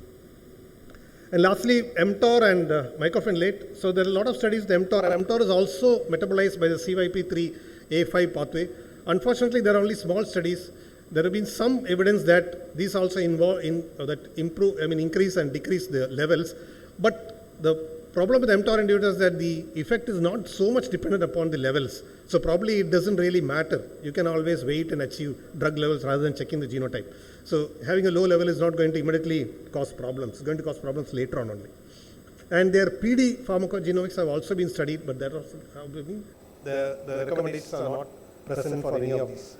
And MPA is metabolized by an enzyme known as UDP glucuronide transferase. That's especially the 1A9 variant. And some SNPs have shown to have a reduced MPA levels and may show increased rejection. So that's a study from Spain, but there have been not much studies with this, so we do not know, no recommendation as yet. So to conclude, pharmacogenomics has come of age. It can be used for personalized immunosuppression in transplant, and we are already doing it today as far as tacrolimus is concerned. So the future holds a lot of promise, and probably geneticist will become a part of the drug treatment person in the future. Thank you.